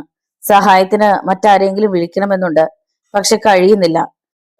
സെല്ലിന് പുറത്തു നിന്നിരുന്ന SI മഹേഷും പോലീസുകാരും മുഖാമുഖം നോക്കി. രംഗം പന്തിയല്ലെന്ന് അവർക്കും ബോധ്യമായി. അവർ അകത്തേക്ക് വരാൻ ഭാവിക്കുകയാണെന്ന് ഈശ്വരന് മനസ്സിലായി. സിയയുടെ കഴുത്തിൽ പിടിവിടാതെ അവൻ ഒരു കാലുയർത്തി സെല്ലിന്റെ ഇരുമ്പഴിയിൽ ചവിട്ടിപ്പിടിച്ചു. എങ്കിലും പുറത്തു നിന്നവരെല്ലാം കൂടി തള്ളിയപ്പോൾ അകത്തേക്ക് തുറക്കപ്പെട്ടു പോയി വാതിൽ. ആ ശക്തിയിൽ ശിവൻകുട്ടിയും ഈശ്വറും ഒന്നിച്ച് താഴെ വീണു. അപ്പോഴും അവൻ പിടിവിട്ടില്ല. ചീ, വിടടാ, സാറിനെ വിടാൻ! അലറിക്കൊണ്ട് മഹേഷ് ഈശ്വറിന്റെ മുഖം ലാക്കാക്കി അടിച്ചു. തന്റെ പല്ലുകൾ ഇളകിപ്പോയ അനുഭവമായിരുന്നു ഈശ്വറിന്. പക്ഷെ എന്നിട്ടും അവന്റെ കൈകൾ സിയയുടെ കഴുത്തിൽ നിന്നും തെല്ലും അനങ്ങിയില്ല. സിഐ പിടയാൻ തുടങ്ങിയിരുന്നു. ആസന്നമാകുന്ന അപകടം തിരിച്ചറിഞ്ഞ എസ് ഐയും പോലീസുകാരും ചേർന്ന് ഒരു വിധത്തിൽ ഈശ്വരുടെ കൈകളിൽ നിന്നും ശിവൻകുട്ടിയെ രക്ഷപ്പെടുത്തി. എന്നിട്ടും അല്പനേരം കഴിഞ്ഞ് ശിവൻകുട്ടിക്ക് തറയിൽ നിന്ന് എഴുന്നേക്കാൻ കഴിഞ്ഞുള്ളൂ. എണീറ്റിട്ടും ഏതാനും മിനിറ്റുകളോളം ശ്വാസം അടിച്ചുവിട്ട് കിതപ്പ് തെല്ലും നടങ്ങിയ ശേഷമേ അയാൾക്ക് സംസാരിക്കാനുള്ള കരുത്ത് ലഭിച്ചുള്ളൂ. മറ്റുള്ളവർ ചേർന്ന് ഈശ്വർ തറയിൽ നിന്ന് എണീക്കാൻ സമ്മതിക്കാതെ അമർത്തി പിടിച്ചിരിക്കുകയായിരുന്നു. അടിച്ചൊടിക്കടാ ഈ പട്ടിയെ! അവസാനം ശിവൻകുട്ടിയുടെ കൽപ്പന. ഒപ്പം അയാൾ ബൂട്ട്സ് ഇട്ട കാൽ കൊണ്ട് ഈശ്വറെ ആഞ്ഞാഞ്ഞു ചവിട്ടി. നിലവിളിച്ചു പോയി ഈശ്വർ. പോലീസുകാർ അവനെ വലിച്ചുയർത്തി. സെല്ലിന്റെ അഴിയുമായി അവന്റെ കൈകൾ വിലങ്ങിട്ട് മുറുക്കി. പിന്നെ അവരുടെ പരാക്രമമായിരുന്നു. കടുത്ത വേദനയ്ക്കിടയിലും അമർത്തിപ്പിടിച്ച പല്ലുകൾക്കിടയിലൂടെ അവന്റെ ശബ്ദം ചീറി വന്നു. വിജയനെ കൊന്നത് ഞാനല്ല, ചെയ്യാത്ത കുറ്റം ഞാൻ സമ്മതിക്കില്ല. പറയുന്നതിനിടയിൽ തന്നെ അവന്റെ വായിലൂടെ ചോര കിഴിഞ്ഞു, നാവ് കുഴഞ്ഞു. വെള്ളം, വെള്ളം, കുറ്റം സമ്മതിക്കും വരെ പച്ചവെള്ളം പോലും കൊടുക്കരുത് അവന്. സിയുടെ അടുത്ത കൽപ്പന. ക്രമേണ അവന്റെ ബോധം മറയാൻ തുടങ്ങി. കണ്ണുകൾ പണിപ്പെട്ട് തുറക്കാൻ ശ്രമിച്ചു നോക്കിയെങ്കിലും കഴിഞ്ഞില്ല. അപ്പോൾ പോലീസുകാർ മർദ്ദനം നിർത്തി. അവിടെ നിന്ന് അവന്റെ കൈകൾ അഴിച്ച് തറയിൽ കിടത്തി. ചത്തോടെ അവൻ! ശിവൻകുട്ടി മഹേഷിനെ നോക്കി. അതിന് വഴിയില്ല സർ. ഒരു സ്റ്റേറ്റ്മെന്റ് എഴുതി തയ്യാറാക്കി വെച്ചോ. ബോധം വീഴുമ്പോ അവൻ അതിൽ ഒപ്പിടണം. ഇനി അവൻ പുറം ലോകം കാണാൻ കഴിയാത്ത രൂപത്തിലുള്ളതായിരിക്കണം സ്റ്റേറ്റ്മെന്റ്. മഹേഷ് തലകുലുക്കി. ഈ നേരത്ത് ചെങ്കാട്ട് തറവാട്ടിലും ചർച്ച അത് തന്നെയായിരുന്നു. ചന്ദ്രപ്പൻകിടാവും മക്കളും മരുമകനും ചർച്ചയിൽ പങ്കുകൊണ്ടു. നമ്മൾ ഉദ്ദേശിക്കുന്നിടത്ത് തന്നെ വഞ്ചി അടുക്കുകയാണ്. വിജയനെ കൊന്ന കേസിൽ നിന്ന് അനി ഒരിക്കലും അവൻ ഊരിപ്പോരില്ല. ഇന്ന് അവന് കോളനിയിൽ യാതൊരു വിലയുമില്ല. അവനിലൂടെ ദേവദാസിനെയും അവിടുത്തെ ജനങ്ങൾ വെറുക്കണം. വരുന്ന ഇലക്ഷന് ശേഖരന്റെ വോട്ട് ബാങ്കായി മാറണം കോളനി. പക്ഷേ അവൻ ആ കൊലപാതകം ചെയ്തെന്ന് കരുതാത്ത പലരുമുണ്ട് ഇപ്പോഴും കോളനിയിൽ. ഏതെങ്കിലും തരത്തിൽ അവരെ കൂടി നമ്മൾ നമ്മുടെ പക്ഷത്താക്കണം. പറഞ്ഞത് ജനാർദ്ദന കിടാവാണ്. അതിന് നമ്മൾ വഴി കണ്ടെത്തുക തന്നെ ചെയ്യും. കിടാവ് ഇരട്ടി മധുരമെടുത്ത് വായിലിട്ട് ചവച്ചു. വേണ്ടി വന്ന വിജയനെ തീർത്തതുപോലെ ഒരു രക്തസാക്ഷിയെ കൂടി നമ്മൾ അവിടെ സൃഷ്ടിക്കും. അതോടെ കോളനിക്കാർ നമ്മുടെ പിന്നിലാവും. ചന്ദ്രപ്പൻ കിടാവിന്റെ മനസ്സിൽ അപ്പോൾ നിറഞ്ഞു നിന്നിരുന്നത് പോർട്ടർ ദാമോദരന്റെ മുഖമായിരുന്നു. മനസ്സിൽ അയാൾ അടുക്കി വെച്ചിരിക്കുന്നത് ബോംബിനേക്കാൾ കനപ്പെട്ട ഒരു രഹസ്യമാണ്. അബദ്ധവശാൽ ഈശ്വർ പുറത്തു വന്നാൽ, ദാമോദരൻ അവനോടെല്ലാം പറഞ്ഞാൽ അതേക്കുറിച്ച് ചിന്തിക്കാൻ തന്നെ ഭയമായിരുന്നു കിടാവിന്. ഇനി ആരെ കൊല്ലണമെന്ന് അച്ഛൻ പറഞ്ഞാൽ മതി, കാര്യങ്ങൾ ഭംഗിയായി ഞങ്ങൾ തീർത്തോളാം, ഗണേശ് കിടാവ് സന്തോഷത്തോടെ പറഞ്ഞു. വാതിലിനപ്പുറത്ത് എല്ലാം കേട്ടുകൊണ്ട് ഒരാൾ നിന്നിരുന്നത് അവരാരും അറിഞ്ഞില്ല. ശബ്ദം കേൾപ്പിക്കാതെ ആ ആൾ തിരിച്ചു പോവുകയും ചെയ്തു. സന്ധ്യയ്ക്ക് തൊട്ടു മുമ്പ് മോഹിനിക്കിടാവ് കുളിച്ചൊരുങ്ങി. പുളിയരക്കരയും മുണ്ടും നേരിതും ധരിച്ചു. നീണ്ട സമൃദ്ധമായ മുടിയിൽ തുളസിക്കതിർ ചൂടി. മുറിയിലേക്ക് കയറി വന്ന മായാവതി മകളെ കണ്ട് അത്ഭുതപ്പെട്ടു. ഒരുപാട് നാളുകൾക്ക് ശേഷമാണ് തനിക്ക് മകളെ ഇത്തരത്തിലൊന്ന് കാണാൻ കഴിഞ്ഞത്. അവളുടെ മനം മാറി തുടങ്ങിയെന്ന് ആ സ്ത്രീ വിചാരിച്ചു. എങ്ങോട്ടാ മോളെ ഇങ്ങനെ സുന്ദരി കുട്ടിയായിട്ട്? അമ്മ മകളുടെ കാരം കവർന്നു. എനിക്ക് അരിമരുത്തുകാവിലൊന്ന് പോകണം. നന്നായി. ഇങ്ങനെ മുറിക്കുള്ളിൽ തന്നെ ഇരിക്കാതെ പുറത്തേക്കൊക്കെ ഒന്ന് ഇറങ്ങി നടക്ക്. കാവി ചെന്ന് ഭഗവതിയോട് മനമുരുകി പ്രാർത്ഥിക്ക്. നിന്റെ എല്ലാ ദുഃഖങ്ങളും അടങ്ങും. എന്റെ സത്യം വരുമോ അമ്മേ? അറിയാതെ ചോദിച്ചു പോയി അവൾ. അതിനൊരു ഉത്തരം നൽകുവാൻ മായാവതിക്കായില്ല. അവർ വിഷയം മാറ്റി. കുട്ടികളെ കൂട്ടിന് കൂട്ടിക്കോളൂ നീ. അവളൊന്ന് മൂടി. മൂത്ത ഏട്ടൻ ശേഖരക്കിടാവിന്റെ മകൾ നിർമ്മലയും കൂട്ടിയാണ് മോഹിനി കാവിലേക്ക് പോയത്. അവിടെ കുറേയേറെ ആളുകളുണ്ടായിരുന്നു. മണ്ണംകുളഞ്ഞി ലക്ഷം വീട് കോളനിയിൽ നിന്ന് ആളുകൾ ധാരാളം എത്തുന്ന കാവായിരുന്നു അത്. തൊഴുന്നതിനിടയിലും മോഹിനിയുടെ കണ്ണുകൾ ആരെയോ തേടുന്നുണ്ടായിരുന്നു. പ്രതീക്ഷിച്ച മുഖങ്ങളൊന്നും കാണാതെ വന്നപ്പോ ആ മുഖത്ത് നിരാശ പടർന്നു. പോക ആന്റി, നേരെ സന്ധ്യയാവുന്നു, നിർമ്മല പറഞ്ഞപ്പോ മോഹിനി തലകുലുക്കി. തിരിച്ചു നടക്കുമ്പോ പെട്ടെന്ന് അവളുടെ കണ്ണുകൾ ഒരാളിൽ ഉടക്കി. മൊബൈൽ പാപ്പി. സൈക്കിളിൽ എവിടേക്കോ പായുകയായിരുന്നു അവൻ. ഈശ്വരുടെ ജീപ്പിലെ കിളിയാണ് അവനെന്ന് അവൾക്കറിയാമായിരുന്നു. പാപ്പി, അവൾ വിളിച്ചു. അല്പം മുന്നിൽ കടന്ന ശേഷം അവൻ സൈക്കിൾ നിർത്തി തിരിഞ്ഞു നോക്കി. നീ ഇവിടെ നിൽക്ക് എന്ന് നിർമ്മലയോട് പറഞ്ഞിട്ട് അവൾ വേഗം പാപ്പിയുടെ അടുത്തെത്തി ശബ്ദം താഴ്ത്തി എന്തോ പറഞ്ഞു. പാപ്പി അമ്പരപ്പോടെ മോഹിനിയെ നോക്കുന്നത് നിർമ്മല കണ്ടു. മോഹിനി മടങ്ങിയെത്തി. ഇത്തരം യൂസ്ലെസ് ഫെലോസിനോട് സംസാരിക്കാൻ ആന്റിക്ക് നാണമില്ലേ? മുഖത്തടിക്കും പോലെയായിരുന്നു നിർമ്മലയുടെ ചോദ്യം. ഇത്തരം ഒരു ഫെലോയാണ് മോളെ ആന്റി സ്നേഹിച്ചത്, ഇനിയും വരുമെന്ന് കരുതി കാത്തിരിക്കുന്നത്. പതറിയിരുന്നു മോഹിയുടെ ശബ്ദം. അന്തസ്സും ആഭിജാത്യവുമുണ്ടെന്ന് വീമ്പിളക്കി മനസ്സ് പുഴുത്ത ഓടയാക്കാൾ നാറുന്ന നമ്മുടെ ആളുകളെക്കാൾ എത്രയോ ഭേദമാണ് ഇത്തരം ഫെലോസ് എന്ന് നന്നായി അറിഞ്ഞിട്ടുള്ളോളാം മോളെ ഈ ആന്റി. നിർമ്മല വെറുപ്പിൽ മുഖം വെട്ടി തിരിച്ചതല്ലാതെ ഒന്നും പറഞ്ഞില്ല. മുന്നോട്ട് നടക്കുന്നതിനിടയിൽ മോഹിനി ഒരു വട്ടം തിരിഞ്ഞു നോക്കി. സൈക്കിളിൽ പാഞ്ഞു പോകുന്ന പാപ്പിയെ കണ്ടു. അവൻ നേരെ എത്തിയത് മരക്കാർ മൊഴിയിലാണ്. അവിടുത്തെ ഡ്രൈവർമാരോട് അവൻ കാര്യങ്ങൾ ചുരുക്കത്തിൽ പറഞ്ഞു. കവല ഉണർന്നു. ഡ്രൈവർമാർ വണ്ടികളിൽ ചാടിക്കയറി. ഓട്ടോ മുതൽ ടെമ്പോ വരെയുള്ള വാഹനങ്ങൾ സ്റ്റാർട്ടായി. പൊടി പറത്തിക്കൊണ്ട് ഹെഡ്ലൈറ്റുകൾ തെളിച്ച് അവ മങ്ങിയ ഇരുളിലൂടെ മുന്നോട്ട് പാഞ്ഞു. ആളുകൾ കാര്യമറിയാതെ പകച്ചു നിന്നു. ഏറ്റവും മുന്നിൽ പുളിത്തി നാണുവിന്റെ ജീപ്പായിരുന്നു. അതിൽ തന്നെയായിരുന്നു മൊബൈൽ പാപ്പി. ഈ നേരത്ത് പട്ടണത്തിൽ പോയിട്ട് മടങ്ങി വരികയായിരുന്നു ഗണേശ് കിടാവ്. പട്ടണത്തിൽ അവന് ചില ചുറ്റിക്കളികളൊക്കെ ഉണ്ട്. മുന്നിൽ നിന്ന് അസംഖ്യം വാഹനങ്ങൾ പാഞ്ഞു വരുന്നത് കണ്ടപ്പോൾ അവൻ ജീപ്പ് ഒതുക്കി. ആദ്യത്തെ ഏതാനും വാഹനങ്ങൾ അപ്പുറം കടന്നു നിന്നു. ബാക്കിയുള്ളവ ഗണേശന്റെ ജീപ്പ് മുന്നോട്ടെടുക്കാൻ കഴിയാത്ത വിധത്തിലും. സൈഡ് തന്നിട്ടും തെമ്മാടിത്തരം കാണിക്കുകയാണോ അട കഴിവേറി മോമാര്? അവന്റെ ഒച്ചയുയർന്നു. ഡ്രൈവർമാർ ക്ഷണത്തിൽ ചാടി ഇറങ്ങി ജീപ്പ് വളഞ്ഞു. കൊച്ചുകിടാവ് ഇങ്ങോട്ടൊന്ന് ഇറങ്ങി വന്നേ. ക്ലാവർ വിനോദ് ഷർട്ടിന്റെ കൈ തീർത്ത് കയറ്റി. എന്താടാ? ഗണേശൻ സ്റ്റിയറിംഗിൽ താളം പിടിച്ചുകൊണ്ട് തിരക്കി. പൊളുത്തി, കാര്യം പറഞ്ഞില്ലേല് നീ ഇറങ്ങത്തില്ലടാ. നാണു മുന്നോട്ടാഞ്ഞ് അവന്റെ ഷർട്ടിൽ കുത്തിപ്പിടിച്ച് പുറത്തേക്ക് വലിച്ചു. ചീ വിടടാ, കിടാക്കന്മാരോടാടാ കളി. അവൻ കൈ തട്ടി. അപ്പോഴേക്കും ഡ്രൈവർമാർ ഒന്നു ചേർന്ന് അവനെ വലിച്ചിറക്കി ജീപ്പിലേക്ക് ചാരി. എന്താടാ, കിടാക്കന്മാർക്ക് കൊമ്പുണ്ടോ? ചോദ്യവും കുയിലൻ കാൽമുട്ടുയർത്തി ആഞ്ഞൊന്ന് അമർത്തിയതും ഒപ്പമായിരുന്നു. അയ്യോ, അവൻ അലറിക്കരഞ്ഞു. കരയടാ, ഞങ്ങളുടെ ഈശ്വറും ഇപ്പൊ പോലീസ് സ്റ്റേഷനിൽ ഇതുപോലെ കരയുകയാവും. മസാല മത്തായി അവന്റെ കവളിൽ കുത്തിപ്പിടിച്ചു. അത് ശരിയായിരുന്നു. പോലീസ് സ്റ്റേഷനിൽ CI ശിവൻകുട്ടിയുടെ നേതൃത്വത്തിൽ 2ാം ഘട്ട മർദ്ദനം നടക്കുകയായിരുന്നു. അപ്പോ അസഹ്യമായ വേദനയിൽ അലറിക്കരയാതിരിക്കാനായില്ല ഈശ്വറിന്. നാവടക്കടാ നായിന്റെ മോനെ. ഹെഡ് കോൺസ്റ്റബിൾ നാഗരാജൻ അവന്റെ വായിലേക്ക് ലാത്തി കുത്തിയിറക്കി. ചാകണ്ടെങ്കിൽ പറഞ്ഞോടാ, നീയാണ് ആ കൊലപാതകം നടത്തിയതെന്ന്. നിഷേധഭാവത്തിൽ അപ്പോഴും അവൻ തലയാട്ടി. എങ്കി നീ പറയും വരെ ഞങ്ങൾ കൈത്തരിപ്പ് തീർക്കാമടാ. SI മഹേഷ് കൈമുട്ടുകൊണ്ട് അവന്റെ പുറത്തിടിച്ചു. വായിൽ നിലവിളി ഒരു വികൃത ശബ്ദമായി മാറി. സമയം കടന്നുപോയി. പോലീസ് ഉദ്യോഗസ്ഥന്മാർ വിയർപ്പിൽ കുളിച്ചു. എന്നിട്ടും ഈശ്വർ കുറ്റമേറ്റില്ല. പെട്ടെന്നാണ് പുറത്ത് വാഹനങ്ങളുടെ ഒച്ച കേട്ടത്. ഒപ്പം അനേകം വാഹനങ്ങളുടെ വെളിച്ചവും. CI തിരിഞ്ഞ് SIയെ നോക്കി. ഹെഡ് കോൺസ്റ്റബിൾ നാഗരാജൻ അപ്പോഴേക്കും വാതിൽക്കൽ എത്തിക്കഴിഞ്ഞിരുന്നു. പുറത്ത് ബ്രേക്കുകൾ അലറി നിൽക്കുന്ന വാഹനങ്ങൾ കണ്ടപ്പോൾ നാഗരാജന്റെ നെറ്റി ചുളിഞ്ഞു. SI മഹേഷും വാതിൽക്കലേക്ക് വന്നു. നാഗരാജും മഹേഷും മുഖാമുഖം നോക്കി. വാഹനങ്ങളിൽ നിന്നിറങ്ങിയ ഡ്രൈവർമാർ ഒരാളെ വലിച്ചിറക്കി കൊണ്ടുവന്ന് സ്റ്റേഷനിലുള്ളിലേക്ക് തള്ളി. അത് കണ്ടുകൊണ്ടാണ് CI ശിവൻകുട്ടി ഇറങ്ങി വന്നത്. എന്താണ് പ്രശ്നം? ആരാണിയാൾ എന്ന് ചോദിച്ചുകൊണ്ടാണ് അയാൾ തറയിൽ കിടന്നിരുന്നവനെ നോക്കിയത്. ഗണേശൻ. അയാൾ അമ്പരപ്പിൽ ഡ്രൈവർമാരെ നോക്കി. അതെ സാറേ, ഗണേശൻ തന്നെ. അത് ഞങ്ങൾ ചെറുതായിട്ടൊന്ന് പെരുമാറിയിട്ടുണ്ട്. തോമസ് കുട്ടിയാണ് പറഞ്ഞത്. ശിവൻകുട്ടിയുടെ കണ്ണുകൾ കത്തി.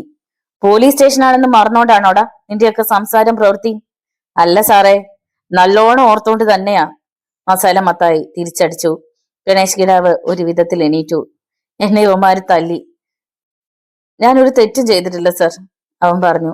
ആഹാ, ഞങ്ങളോടെല്ലാം ഏറ്റു പറഞ്ഞിട്ട് ഇപ്പൊ കാല് മാറുന്നോടാ. പുളുത്തി, നിന്നെ ഇന്ന് കത്തിക്കും ഞങ്ങള്. നാണു ഒരടി മുന്നോട്ട് നീങ്ങി. പുറത്തു നിന്നിരുന്ന ഡ്രൈവർമാരെല്ലാം അകത്തേക്ക് ഇരച്ചു കയറുകയാണ്. നിങ്ങൾ പുറത്തോട്ട് ഇറങ്ങി നിൽക്ക്. മഹേഷ് കൈ ചൂണ്ടി. ഞങ്ങൾ ഇറങ്ങാൻ തന്നെയാ സാറേ വന്നിരിക്കുന്നത്. പക്ഷെങ്കി ഇറങ്ങുമ്പോ ഞങ്ങളുടെ ഒപ്പം ഈശ്വരം ഉണ്ടായിരിക്കും, ആരോ വിളിച്ചു പറഞ്ഞു. രംഗം വഷളാവുകയാണ്. 10 കോൺസ്റ്റബിൾമാരെ ഡ്യൂട്ടിയിലുണ്ടായിരുന്നുള്ളൂ. അവരെല്ലാം എന്തിനു തയ്യാറായി നിന്നു. മര്യാദയോട് കാണിച്ച എല്ലാത്തിനെയും ഞാൻ ലോക്കപ്പിലാക്കും. ശിവൻകുട്ടിയുടെ മുന്നറിയിപ്പ്. പുളുത്തി, എന്നാ പിന്നെ അത് തന്നെ നടക്കട്ടെ സാറേ. നാട് നിന്ന് ഉറഞ്ഞു തുള്ളുകയാണ്. മിസ്റ്റർ ഗണേശൻ ഇരിക്ക് എന്ന് പറഞ്ഞിട്ട് CI ഫോണിന് നേരെ കൈനീട്ടി. ഫോണൊക്കെ പിന്നെ വിളിക്കാം സാറേ, ആദ്യം ഞങ്ങളുടെ പ്രശ്നം ഒന്ന് തീർത്താട്ടെ. കുയലിനും ക്ലാവർ വിനോദും CIയെ തടഞ്ഞു. ഇരച്ചു പൊന്തിയ കോപം കടിച്ചമർത്തി CI തിരക്കി. എന്താ നിങ്ങളുടെ പ്രശ്നം? വിജയനെ കൊന്നത് ഈശ്വറല്ല, അതാരാണെന്ന് ഈ ഗണേശൻ പറയും. ചുമ്മാതാ സാറേ, ഇവന്മാർ എന്നെ തല്ലിയപ്പോ ഞാൻ അങ്ങ് സമ്മതിച്ചു പോയതാ. അല്ല, പെട്ടെന്നായിരുന്നു. പിന്നിൽ വാതിൽക്കിൽ നിന്ന് കത്തുന്ന ഒരു സ്ത്രീ ശബ്ദമുയർന്നത്. എല്ലാവരും അമ്പരപ്പോടെ തിരിഞ്ഞു നോക്കി. അല്ല, എല്ലാത്തിനും സാക്ഷിയാണ് ഞാൻ. ആ സ്ത്രീ ശബ്ദം പിന്നെയും കേട്ടു. തിരിഞ്ഞു നോക്കിയവരിൽ നിന്നെല്ലാം അത്ഭുതം നിറഞ്ഞൊരു ശബ്ദമുയർന്നു. ആരും പ്രതീക്ഷിക്കാത്ത ഒരാളായിരുന്നു അത്. മോഹിനിക്കിടാവ്. ഡ്രൈവർമാർ ഇരുഭാഗത്തേക്കും വഴിമാറി. മോഹിനി സിയയുടെ മുന്നിലേക്ക് വന്നു.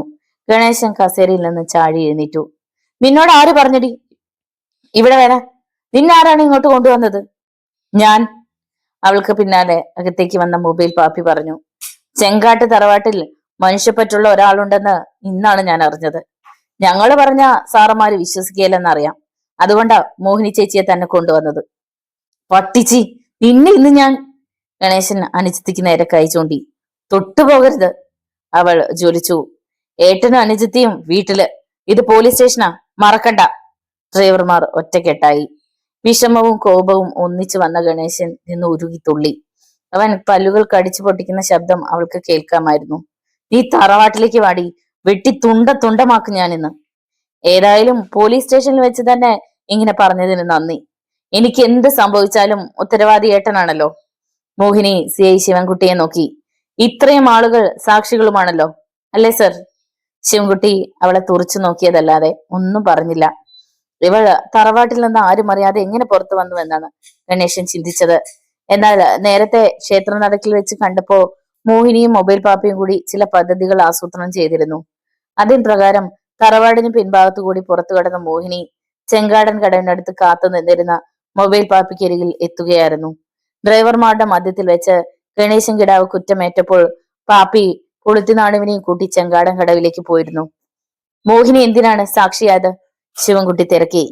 അവൾ തന്റെ സഹോദരനെയും ഡ്രൈവർമാരെയും ഒന്ന് നോക്കിയിട്ട് പറഞ്ഞു. വിജയനെ കൊന്നത് ഈശ്വരല്ല. എന്റെ തറവാട്ടിൽ നടന്ന ഗൂഢാലോചനകളെല്ലാം ഞാൻ അറിഞ്ഞിരുന്നു. മണ്ണംകുളഞ്ഞി ലക്ഷ്യം വീട് കോളനിയിലുള്ള ഒരു രാജുവാണ് വിജയനെ കൊന്നത്.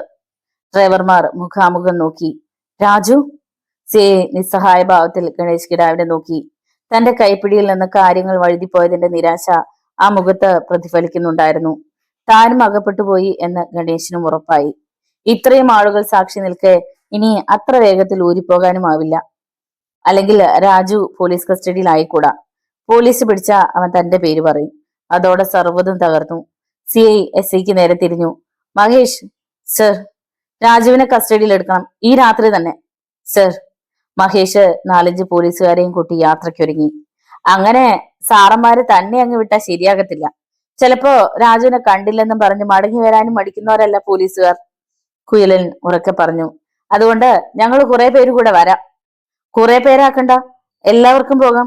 സത്യം അറിഞ്ഞ നിലയ്ക്ക് ഈശ്വരൻ ഇനി വിടാമല്ലോ. അവനെ കൂടി ഇറക്കി വിട്ടാട്ടെ സാറന്മാര്. ക്ലാവർ വിനോദ് പറഞ്ഞു. അതൊക്കെ ഞങ്ങൾ തീരുമാനിച്ചോളാം. ആദ്യം രാജുവിനെ കസ്റ്റഡിയിൽ എടുക്കട്ടെ. ശിവൻകുട്ടി അവനെ അടിമുടി നോക്കി. പൊളുത്തി. ആ വേല അങ്ങ് മനസ്സിലിരിക്കട്ടെ സാറേ.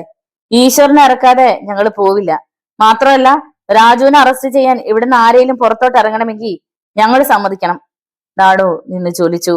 അപ്പോൾ മസാല മത്തായി കൂട്ടിച്ചേർത്തു. അല്ലെങ്കിൽ സാറന്മാര് തോക്കെടുക്കേണ്ടി വരും. ഇവിടെ കുറെ ശവം വീഴും. എന്തിനു തയ്യാറായി തന്നെ സാറന്മാരെ ഞങ്ങൾ വന്നിരിക്കുന്നത്. CI കുഴങ്ങി. ഡ്രൈവർമാർ രണ്ടും കൽപ്പിച്ചാണ്. സൂക്ഷിച്ച് കൈകാര്യം ചെയ്യണം. അവിവേകത്തിന്റെ ഒരു തീപ്പൊരി പാറി വീണാൽ അതോടെ എല്ലാം തീർന്നു. SP സാറിന് വയർലെസ് മെസ്സേജ് നൽകാമെന്ന് വെച്ചാൽ അതിനും കഴിയില്ല. അവിടെയും കുറെ ഡ്രൈവർമാർ കാത്തു നിൽക്കുന്നു. ലോക്കപ്പിനുള്ളിൽ ഈശ്വർ ഒന്ന് ഞരുങ്ങി. പുറത്തെ ബഹളങ്ങളൊന്നും അവൻ കേട്ടിരുന്നില്ല. കടുത്ത ശ്വാസതടസ്സം തോന്നി. കൺപോലകൾ പോലും നീര് വന്ന് വീർത്തിരിക്കുകയാണ്. ഒരു വിധത്തിൽ അവൻ എണീറ്റ് ഭിത്തിയിൽ ചാരിയിരുന്നു. ഇപ്പോ ശ്വാസം കിട്ടുന്നുണ്ട്. സാറേ, എന്താന്ന് വെച്ചാ ഉടനെ തീരുമാനിക്കണം. ഞങ്ങൾ ഈ സ്റ്റേഷൻ തല്ലിപ്പൊടിക്കണോ വേണ്ടയോ? തന്റെ പ്രായം മറന്ന് മാത്തച്ഛൻ മുന്നോട്ട് നീങ്ങി. അപകടം ആസന്നമാവുകയാണെന്ന് ശിവൻകുട്ടിയുടെ മനസ്സ് മന്ത്രിച്ചു. അയാൾ കരുതി നിൽക്കാൻ മഹേഷിനോടും പോലീസുകാരോടും കണ്ണുകൾ കൊണ്ട് സിഗ്നൽ നൽകി. എന്നാൽ അത്രയും ഡ്രൈവർമാരോട് പിടിച്ചു നിൽക്കാൻ കഴിയില്ലെന്ന് ഉറപ്പായിരുന്നു താനും. സർ, മോഹിനിക്കിടാവ് സംസാരിച്ചു. കുറ്റവാളി അല്ലാത്ത ഈശ്വര ഈ ലോക്കപ്പിൽ തന്നെ ഇടണമെന്ന് നിങ്ങൾക്ക് എന്താണ് വാശി? എന്റെ അച്ഛനും ഏട്ടന്മാരും വാരിക്കോരി തന്നിട്ടുണ്ടാവും അല്ലേ? ഗണേശൻ ദഹിപ്പിക്കും വിധം അവളെ നോക്കി. ഈ പട്ടികള് എന്നും ഒപ്പമുണ്ടാകുമെന്ന് കരുതി അഹങ്കരിക്കാതി കഴിവരുടെ മോളെ. ദേ, പട്ടികളെന്ന് നിന്റെ തറവാട്ടിലുള്ളവരെ പോയി വിളിച്ചോണം, നിന്റെ അപ്പനെയും മറ്റും. അല്ലാതെ ഞങ്ങളെ വിളിച്ചാലുണ്ടല്ലോ ഇനി മേടിക്കുന്നീ. തോമസ് കുട്ടി അവനെ അടിക്കാൻ ഭാവിച്ചു. പെട്ടെന്ന് സിയെ റിവോൾവർ എടുത്തു. നോ! അയാൾ അലറി. ഒരൊറ്റ അടുത്തൻ അനങ്ങിപ്പോകരുത്. അടുത്ത നിമിഷം ഡ്രൈവർമാരുടെ കൈകളിലും ആയുധങ്ങൾ പ്രത്യക്ഷപ്പെട്ടു. ജാക്കി ലിവർ, വടിവാൾ, സൈക്കിൾ ചെയിൻ. താൻ തന്തയ്ക്ക് പറഞ്ഞവനാണെങ്കിൽ ഒന്ന് വെടിവെച്ചാടാ, കാണട്ടെ. അവർ സിയുടെ നേരെ നീങ്ങാൻ ഭാവിച്ചപ്പോൾ പോലീസുകാരും എസ് ഐയും ചേർന്ന് തടഞ്ഞു. ഉന്തും തള്ളുമായി. ഇതിനിടെ ആരോ ഹെഡ് കോൺസ്റ്റബിൾ നാഗരാജന്റെ മുഖമടച്ചൊന്ന് കൊടുക്കുകയും ചെയ്തു. ശിവൻകുട്ടി വിയർക്കാൻ തുടങ്ങി. നിർത്ത്, നിങ്ങൾക്ക് എന്ത് വേണം? അതല്ലടാ നേരത്തെ മുതലേ പറയുന്നത്, ഈശ്വര ഇറക്കി വിട്. തൽക്കാലം അതേ മാർഗമുള്ളെന്ന് അയാൾക്കും തോന്നി. നാഗരാജ, ഹെഡ് കോൺസ്റ്റബിളിനെ വിളിച്ച് CI നിർദ്ദേശിച്ചു. അവനെ ഇറക്കിക്കൊണ്ടുവാ. നാഗരാജൻ പോയി സെല്ല് തുറന്നു. ഇങ്ങോട്ട് ഇറങ്ങി വന്നടാ. പക്ഷേ ഇരുന്നിടത്തു നിന്ന് ഈശ്വർ അനങ്ങിയില്ല. അയാൾ അകത്തേക്ക് കയറി അവനെ വലിച്ചുയർത്തി. തല്ലിക്കോ, പക്ഷെ വിജയനെ കൊന്നത് ഞാനാണെന്ന് പറയിക്കാൻ നിങ്ങൾക്ക് ഒരിക്കലും ആവില്ല. നടക്കട പുറത്തേക്ക്. നാഗരാജൻ തള്ളി. ഈശ്വരുടെ കാലുകൾ വീച്ചു. ആ രംഗം കണ്ട ഡ്രൈവർമാർ ഓടി വന്ന് അവനെ താങ്ങി. നിരപരാധിയെ തല്ലിച്ചതച്ച നിനക്കൊന്ന് മോപ്പിലിട നാറുകളെ. തല്ലി മേടിക്കും നീയൊക്കെ, ഒരുത്തന്നെ രക്ഷപ്പെടില്ല. അട്ടഹസിച്ചു. തൽക്കാലം ഞങ്ങൾ പോകുന്നു. ഈശ്വര ആശുപത്രിയിലാക്കട്ടെ. നിന്റെ തൊപ്പി ഞങ്ങൾ തീർപ്പിക്കുമടാ ശിവൻകുട്ടി. ആരവത്തോടെ ആ സംഘം ഇറങ്ങിപ്പോയി. മോഹിനിയും അവർക്കൊപ്പം ചേർന്നു. ഗണേശൻ മുഖം തിരിച്ചു കളഞ്ഞു.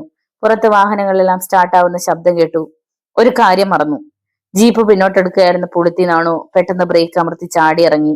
എന്നിട്ട് തൊട്ടടുത്ത ടെലിഫോൺ പോസ്റ്റിൽ വലിഞ്ഞു കയറി പോലീസ് സ്റ്റേഷനിലേക്കുള്ള ഫോൺ കേബിൾ വലിച്ചു പറിച്ചെറിഞ്ഞു. ഗണേശൻ അപ്പോൾ തറവാട്ടിലേക്ക് വിളിച്ച് വിവരം പറയാൻ ഭാവിക്കുകയായിരുന്നു. ആ ഫോൺ നിശ്ചലമാണെന്നറിഞ്ഞ് തന്റെ പോക്കറ്റിൽ കിടന്ന മൊബൈൽ ഫോണിനായി പരതി. പക്ഷെ അത് നഷ്ടപ്പെട്ടിരുന്നു. ഡ്രൈവർമാർ ഈശ്വര ആശുപത്രിയിലേക്ക്. ശിവൻകുട്ടിക്കെതിരെ SP പരാതി നൽകാനും അവർ തീരുമാനിച്ചു.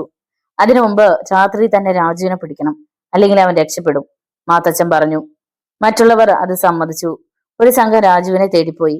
ഒരു കൂട്ടർ ആശുപത്രിയിൽ തന്നെ നിന്നു. 3 വാഹനങ്ങൾ അടങ്ങുന്ന ഒരു സംഘം മോഹിനിയെ കൊണ്ടുവിടാനും പോയി. ചെങ്കാടൻ കടവിനടുത്തെത്തിയപ്പോ മോഹിനി പാപ്പിയോട് പറഞ്ഞു, എന്നെ ഇവിടെ ഇറക്കിയാ മതി. ഇരുട്ടത്ത് ചേച്ചി ഒറ്റയ്ക്ക് പോകുമോ? പോകും. നിങ്ങൾ കൂടി വന്ന കുഴപ്പാണ്. ചേച്ചി പിടിക്കപ്പെട്ട? അതേക്കുറിച്ചൊന്നും ഇപ്പൊ ഞാൻ ചിന്തിക്കുന്നില്ല. വരുന്നിടത്ത് വെച്ച് കാണും. ഇപ്പൊ പിടിക്കപ്പെട്ടില്ലെങ്കിലും ഗണേശേട്ടൻ വരുമ്പോ എല്ലാം അറിയും. മരിക്കുകയാണെങ്കിൽ പോലും ഒരു നല്ല കാര്യം ചെയ്തിട്ടല്ലേ ഒന്ന് ആശ്വസിക്കുക എനിക്ക്. അവൾ വിഷാദത്തിൽ ചിരിച്ചു. പോട്ടെ. പിന്നെ ജാതിത്തോട്ടത്തിലെ ഇരുളിൽ മറഞ്ഞു. പാപ്പിയും മറ്റും തിരിച്ചുപോയി. കാലടികൾ സൂക്ഷിച്ചു വെച്ച് ഇരുട്ടിനെ മറയാക്കി മുന്നോട്ട് നീങ്ങുമ്പോൾ ആരോ തന്നെ വിളിച്ചതുപോലെ തോന്നി മോഹിനിക്ക്. അവൾ നിന്നു. ചീവീടുകളുടെ ഒച്ച മാത്രം. പിന്നെയും മുന്നോട്ട് നടന്നു. മോഹിനി. ഇത്തവണ അവൾ ശബ്ദം കേട്ടു. സത്യന്റെ ശബ്ദം. അവളുടെ ശരീരത്തിൽ ഒരു കുളിരുണ്ടായി. എവിടാ സത്യ താങ്കൾ? ചോദിച്ചു പോയി. ഇവിടെ തന്നെ ഉണ്ടടി. പെട്ടെന്നൊരു ഗർജനം. ഒപ്പം ഒരു ടോർച്ച് തെളിഞ്ഞു. വിറച്ചുപോയി മോഹിനി. തൊട്ടു മുന്നിൽ ചന്ദ്രപ്പങ്കിടാവ്. അയാൾക്ക് പിന്നിൽ ഇരുട്ടായി നിൽക്കുന്ന ഗുണ്ടകൾ. മോഹിനിയുടെ തൊണ്ടയിലെ ജലം വറ്റി വടണ്ടു. എവിടെ പോയിരുന്നടി നീ? കിടാവ് മുന്നോട്ടെടുത്തു. ഞാൻ. അവൾ പതറി. കൈവീശി ഒറ്റയടിയായിരുന്നു കിടാവ്. നിന്നെ ഇവിടെ തന്നെ കുഴിച്ചു മൂടും ഞാൻ. മോഹിനി വട്ടം കറങ്ങി തറയിൽ വീണു. കിടാവ് തലമുടിയിൽ കുത്തിപ്പിടിച്ചുയർത്തിയിട്ട് വീണ്ടും അടിച്ചു. തന്റെ ചുണ്ടുപൊട്ടി ചോര ഒഴുകുന്നത് മോഹിനി അറിഞ്ഞു. പറയടി, എല്ലാം പറ. അയാളുടെ കനത്ത കൈവിരലുകൾ അവളുടെ കഴുത്തിൽ മുറുകി. അല്ലെങ്കിൽ നിന്നെ ഇപ്പൊ തന്നെ കൊല്ലും ഞാൻ. നിന്റെ അമ്മയെ പോലും കാണിക്കാതെ ഇവിടെ കുഴിച്ചിടും ഞാൻ. മോഹിനിക്ക് ശ്വാസം വിലങ്ങി. ഞാൻ ഞാൻ അവൾ പറയാൻ തുടങ്ങി. കിടാവ് കാതുകൾ കൂർപ്പിച്ചു നിന്നു. അവൾ എല്ലാം പറഞ്ഞു. കോപം കൊണ്ട് ഉറഞ്ഞു തുള്ളി അയാൾ. നശിച്ചവൾ, എല്ലാം തകർത്തിരിക്കുന്നു. കാലുയർത്തി അയാൾ മകളുടെ അടിവയറ്റിൽ ചവിട്ടി. അവളുടെ നിലവിളി ഇടയ്ക്ക് വെച്ച് മുറിഞ്ഞു. മോഹിനി ഒരു ജാതി മരത്തിൽ ഇടിച്ചു വീണു. അവൾ മരിച്ചോ ഇല്ലയോ എന്നറിയാൻ പോലും നിൽക്കാതെ കിടാവ് മുന്നോട്ട് നീങ്ങി. ഗുണ്ടകൾ ഒപ്പം ചെന്നു. ചെങ്കാടൻ കടവ്. മങ്ങിയ നാട്ടുവെളിച്ചത്തിൽ നദിക്കരയിലെ ഒരു പാറമേൽ കിടാവിരുന്നു. അയാളുടെ മനസ്സിൽ ഒരു കരിന്തൽ പുളഞ്ഞുകുത്തി. ഈശ്വര കള്ളക്കേസിൽ കുടുക്കുകൂടി ചെയ്തതോടെ പോർട്ടർ ദാമോദരൻ അടങ്ങിയിരിക്കില്ല. അയാൾ പലതും അവനോട് പറയും. പറഞ്ഞാൽ പാടില്ല. ഈശ്വർ ആശുപത്രിയിൽ നിന്നിറങ്ങുമ്പോ ദാമോദരൻ ജീവനോടെ ഉണ്ടാവരുത്. കിടാവ് മടിക്കുത്തിൽ നിന്ന് അല്പം ഇരട്ടി മധുരം തപ്പിയെടുത്ത് വായിലിട്ടു. അനന്തരം അനുചരന്മാരെ നോക്കി. അന്ന് സത്യനെ തീർത്തതുപോലെ ഈ കളിയും നമ്മൾ മാത്രമേ അറിയാവൂ. നേരം പുലരും മുമ്പ് മണ്ണംകുളഞ്ഞി ലക്ഷം വീട് കോളനിയിൽ ഒരാൾ മരിക്കണം. പോർട്ടർ ദാമോദരൻ. മനസ്സിലായോ? ഉവ്വ് അങ്ങത്തെ. എന്നാ പൊയ്ക്കോ. ഗുണ്ടകൾ ഇരുളിൽ മറഞ്ഞു. അപ്പോ മണ്ണംകുളഞ്ഞി ലക്ഷം വീട് കോളനിയിൽ ഡ്രൈവർമാരുടെ സംഘം എത്തിയിരുന്നു. അവർ രാജുവിന്റെ വീട് വളഞ്ഞിട്ട് വാതിലിൽ തട്ടി. ആരാ അത്? അകത്തു നിന്ന് ഒരു സ്ത്രീ ശബ്ദം. ഞങ്ങളാ അമ്മേ. രാജുവില്ലേ ഇവിടെ? അവനോട് പെട്ടെന്ന് ഒളിച്ചോളാൻ പറ, പോലീസ് തിരക്കി വരുന്നുണ്ട്, കുയിലം വിളിച്ചു പറഞ്ഞു. പെട്ടെന്ന് വാതിൽ തുറക്കപ്പെട്ടു. രാജു. എന്തിനാ എന്നെ പോലീസ് തിരക്കുന്നത്? ദേ ഇതിന്. ഒറ്റയടിയായിരുന്നു ക്ലാവ് വിനോദ്. അയ്യോ, അലറിക്കരഞ്ഞു പോയി രാജു. എന്റെ മോനെ കൊല്ലുന്നേ! അവന്റെ അമ്മയും നിലവിളിക്കാൻ തുടങ്ങി. കോളനി ഉണർന്നു. ആളുകൾ ഓടിക്കൂടി. ഡ്രൈവർമാർ വിവരം പറഞ്ഞപ്പോ ആളുകൾ മൂക്കത്ത് വിരൽ വെച്ചു. എടാ മഹാഭാവി! ഡ്രൈവർമാർ രാജുവിനെ മരത്തോട് ചേർത്ത് കെട്ടി. സമയമിഴഞ്ഞു. രാജുവിന്റെ വീട്ടുമുറ്റത്തായിരുന്നു ഭൂരിഭാഗം ജനങ്ങളും. അവിടെ വന്ന് വിവരം അറിഞ്ഞിട്ട് പോർട്ടർ ദാമോദരൻ ജാനകിയും വീട്ടിലേക്ക് മടങ്ങി, തങ്ങളുടെ മകൻ രക്ഷപ്പെട്ട ആശ്വാസത്തോടെ. എന്നാൽ വീട്ടിലേക്ക് കാൽകുത്തിയതും പെട്ടെന്ന് ലൈറ്റുകൾ അണഞ്ഞു. ഒപ്പം ഹൃദയം പിളരുന്ന ഒരു നിലവിളിയും. കോളനി ഭാഗത്തുള്ള ലൈറ്റുകളെല്ലാം ഒന്നിച്ചണയുകയായിരുന്നു. കോളനിക്ക് കിഴക്ക് മാറിയായിരുന്നു ട്രാൻസ്ഫോമർ. അതിനരികിൽ നിന്നാൽ ഈശ്വരുടെ വീട് വ്യക്തമായി കാണാമായിരുന്നു. ചന്ദ്രപ്പെങ്കിടാവിന്റെ ഗുണ്ടകളിൽ ഒരാൾ അവിടെ നിന്നാണ് ഫ്യൂസ് ഊരിയത്. നേരത്തെ 4 പേരും കൂടി ഈശ്വരുടെ വീട്ടിൽ വന്നപ്പോ പോർട്ടർ ദാമോദരനും ജാനകിയും രാജുവിന്റെ അടുത്തായിരുന്നു. അതിനാൽ അപ്പോൾ അവർ ആവിഷ്കരിച്ച തന്ത്രമായിരുന്നു ഇത്. 3 പേർ വീടിനരികിൽ പതുങ്ങിയിരിക്കുക, ഒരാൾ ഫ്യൂസ് ഊരുക. ദാമോദരനും ജാനകിയും വീട്ടിലേക്ക് കാൽകുത്തിയപ്പോഴേക്കും ആരോ ചാടി വീഴുന്നതിനാൽ എന്താണുണ്ടായതെന്ന് വ്യക്തമായില്ല. ആ നിമിഷമാണ് ഹൃദയം പിളരുന്ന നിലവിളി ഉയർന്നതും. ദാമോദരൻ പകച്ചുപോയി. തന്റെ ഒപ്പം ഉണ്ടായിരുന്ന ജാനകിയാണ് നിലവിളിച്ചത്. പിന്നെ ഒന്നും നോക്കാൻ നിൽക്കാതെ ദാമോദരൻ മുന്നിലെത്തിയ ഇരുണ്ട രൂപങ്ങൾക്ക് നേരെ കൈ ചുരുട്ടിയിടിച്ചു. ഇരുളിൽ ആർക്കും പരസ്പരം കണ്ടുകൂടാ. തങ്ങൾക്ക് ലക്ഷ്യം തെറ്റിയെന്ന് കിടാവിന്റെ ഗുണ്ടകൾക്ക് വ്യക്തമായി. തൊട്ടരികിൽ ആരോ താഴെ വീഴുന്ന ശബ്ദം, ഒപ്പം ജാനകിയുടെ നിലവിളി. ഓടിവായോ, കൊല്ലുന്നേ! ചോരയുടെ ഗന്ധം. രാജുവിന്റെ അരികിൽ ഇരുട്ടിൽ നിൽക്കുകയായിരുന്ന ജനങ്ങൾ ഇത് കേട്ടു. ആരുടെ നിലവിളിയാണെന്ന് വ്യക്തമായില്ലെങ്കിലും അവർ ആരവത്തോടെ കിഴക്കോട്ട് ഓടി വന്നു. തന്റെ പ്രായം മറന്ന് പോരാടുകയായിരുന്നു പോർട്ടർ ദാമോദരൻ. ഇതിനിടയിൽ പിന്നിൽ നിന്ന് ഒരു കുത്ത് അയാളുടെ തോൽപ്പലകയിൽ കൊണ്ടു. ആഹാ! ദാമോദരനും അലറിക്കരഞ്ഞു. കോളനിയിൽ ടോർച്ചുകൾ കത്തി, ചൂട്ടുകൾ തെളിഞ്ഞു. നിലവിളി ഉയർന്ന ശബ്ദം സ്ഥലം ഇപ്പോ ജനങ്ങൾ മനസ്സിലാക്കി. ആളുകൾ അങ്ങോട്ട് വരികയാണെന്ന് കണ്ട ഗുണ്ടകൾ പതറി. നിൽക്കണ്ട, വിട്ടോ, ഒരാൾ പറഞ്ഞു. ആളുകൾ ഈശ്വരുടെ വീടിന് മുന്നിലുള്ള റോഡിൽ എത്തിക്കഴിഞ്ഞിരുന്നു. നിലവിളി കേട്ടത് എവിടെയാണെന്ന് അറിയാൻ അവർ ടോർച്ച് ചുറ്റും തെളിച്ചു. ഇവിടെ, ഇങ്ങോട്ട് ഓടിവാ, ദാമോദരൻ വിളിച്ചു പറഞ്ഞു. ജനം പാഞ്ഞെത്തി. ടോർച്ചുകളുടെയും ചൂട്ടിന്റെയും വെളിച്ചത്തിൽ ആ കാഴ്ച കണ്ട് അവർ സ്തബ്ധരായി. തറയിൽ ജാനകിക്കരിയിൽ കുത്തിയിരിക്കുന്ന ദാമോദരൻ, ചോരയിൽ കുളിച്ച് നിലത്ത് കിടന്ന് പിടയുന്ന ജാനകി. എന്താ ദാമോദരൻ ചേട്ടാ, എന്താ ഉണ്ടായത്? ആൾക്കൂട്ടത്തിൽ നിന്ന് ആരോ തിരക്കി. ജാനകിയെ കുത്തി, അത്രയുമേ പറയുവാൻ അയാൾക്കായുള്ളൂ. ആരാ ആരാ കുത്തിയത്? അറിയില്ല, നോക്കി നിൽക്കാൻ നേരമില്ല, വേഗം ഒരു വണ്ടി വിളിച്ചോണ്ട് വാ, കൃഷ്ണമാഷി ശബ്ദമുയർത്തി. ഇപ്പൊ കൊണ്ടുവരാം. ആരോ ഓടിക്കഴിഞ്ഞു. രാജുവിന്റെ വീടിനരികിൽ ഡ്രൈവർമാർ എത്തിയ ജീപ്പുകളിലൊന്ന് നിമിഷത്തിനുള്ളിൽ ഇരമ്പി വന്ന് അവിടെ നിന്നു. ആളുകൾ ജാനകിയെ കോരിയെടുത്ത് ജീപ്പിന്റെ പിന്നിൽ കിടത്തി. പോർട്ടർ ദാമോദരനും കൃഷ്ണമാഷും വേറെ ചിലരും കയറി. ജീപ്പ് അലറി കുതിച്ചു. കോളനിയുടെ ഭാഗം കഴിഞ്ഞപ്പോൾ എതിരെ പോലീസ് ജീപ്പ് വരുന്നത് കണ്ടു. അത് രാജുവിന്റെ വീടിന് മുന്നിൽ നിന്നു. SI മഹേഷും പോലീസുകാരും ഇറങ്ങി. അവർ രാജുവിനെ കെട്ടയച്ച് അറസ്റ്റ് ചെയ്തു. ഇനി ഇവനല്ല വിജയനെ കൊന്നതെന്ന് നിങ്ങൾ വരുത്തി തീർത്ത പോലീസ് സ്റ്റേഷൻ ഉൾപ്പെടെ കത്തിക്കും ഞങ്ങൾ. മാത്തച്ഛൻ മുന്നോട്ട് വന്നു. മാത്രമല്ല, ഈശോയുടെ അമ്മ ആരാണ്ട് കുത്തി. ആരാന്ന് ഞങ്ങൾക്ക് സംശയമുണ്ട് താനും. അവരും രക്ഷപ്പെടരുത്. പെട്ടാൽ കൈയും കാലും യൂണിഫോം ഇല്ലാണ്ട് സാറന്മാര് വീട്ടിൽ വേറും പായ കിടക്കേണ്ടി വരും. മഹേഷ് മാത്തച്ഛനെ തുറച്ചു നോക്കിയതല്ലാതെ ഒന്നും പറഞ്ഞില്ല. അത്രയും ആളുകൾക്കിടയിലേക്ക് അനാവശ്യമായൊരു ശബ്ദം പാറി വീണാൽ മതി അവർ പ്രതികരിക്കാനെന്ന് മഹേഷിന് അറിയാമായിരുന്നു. എല്ലാം ഞങ്ങൾ അന്വേഷിക്കാം എന്ന് പറഞ്ഞ് രാജുവിനെയും കൊണ്ട് പോലീസ് പോയി. ആരോ ട്രാൻസ്ഫോമറിന്റെ അടുത്ത് ചെന്ന് നോക്കി. ഫ്യൂസ് ഊരി തറയിലിട്ടിരിക്കുന്നത് കണ്ടു. അതെടുത്ത് കുത്തിയപ്പോ കറണ്ട് വന്നു. കിടാക്കമ്മ അറിയാതെ കോളനിയിൽ ഇങ്ങനെ ഒരു സംഭവം നടക്കില്ലെന്ന് അവർക്ക് തോന്നി തുടങ്ങിയിരുന്നു. ആ നേരത്ത് ചെങ്കാട്ട് തറവാട്ടിൽ ചന്ദ്രപ്പൻകിടാവും ആൺമക്കളും മരുമകനും ജനാർദ്ദന കിടാവും ഉറങ്ങിയിരുന്നില്ല. വിശാലമായ ഇരിപ്പുമുറിയിൽ പ്രധാന ചർച്ചയിലായിരുന്നു എല്ലാവരും. ജനാർദ്ദനാണ് അപ്പോ സംസാരിച്ചുകൊണ്ടിരുന്നത്. ഏതായാലും വന്നത് വന്നു, അതേക്കുറിച്ച് ചിന്തിച്ചിട്ട് കാര്യമില്ല, സമയം കളഞ്ഞിട്ടും. നമ്മളെല്ലാം കൂടി ആലോചിച്ചാണ് രാജുവിനെ കൊണ്ട് വിജയനെ കൊല്ലിച്ചതെന്ന് മോഹിനി ആ ഡ്രൈവർമാരോടും പോലീസിലും പറഞ്ഞ നിലയ്ക്ക് എല്ലാവരും കുടുങ്ങും. കേസ് ശിക്ഷിക്കപ്പെട്ട എന്റെ ജോലിയും അതോടെ നഷ്ടപ്പെടും. ചിലപ്പോ അന്വേഷണ വിധേയമായി എന്നെ സസ്പെൻഡ് ചെയ്യാനും ഇടയുണ്ട്. അയാളുടെ ശബ്ദത്തിൽ നിരാശയും കോപവും ഉണ്ടായിരുന്നു. ഒട്ടും വ്യത്യസ്തമല്ല എന്റെ അവസ്ഥയും, ശേഖരക്കിടാവ് പറഞ്ഞു. അടുത്ത ആഴ്ച നോമിനേഷൻ കൊടുക്കാനിരുന്നതാ. എങ്ങനെയെങ്കിലും ഇത്തവണ കൂടി ഒരു MLA യോ മന്ത്രിയോ ആകാമെന്ന് സ്വപ്നം കണ്ടിരുന്നതാ. എല്ലാം ഒത്തു വന്നപ്പോ ആ നശിച്ചവളി ചതിച്ചു കളഞ്ഞല്ലോ. വിറ്റെഴുകയാ വേണ്ടത്. ഇങ്ങനെയുള്ളവന്മാരെ തറവാട്ടിൽ വെച്ചോണ്ടിരുന്ന അത് തന്നെയാ ഏറ്റവും വലിയ വിപത്ത്. നീലകണ്ഠന്റെയും അഭിപ്രായം അത് തന്നെയായിരുന്നു. പടിയടിച്ച് പിണ്ടം വെക്കണം അവളെ. ഏറ്റവും ഇളയതാണല്ലോ എന്ന് കരുതി ഒത്തിരി ലാളിച്ചു. അവിടെ തെറ്റുപറ്റിയത്. ചന്ദ്രപ്പെങ്കിടാവ് അല്പം ഇരട്ടി മധുരമെടുത്ത് വായിലിട്ട് ചവച്ചു. മക്കളെയും ജാമാതാവിനെയും നോക്കി.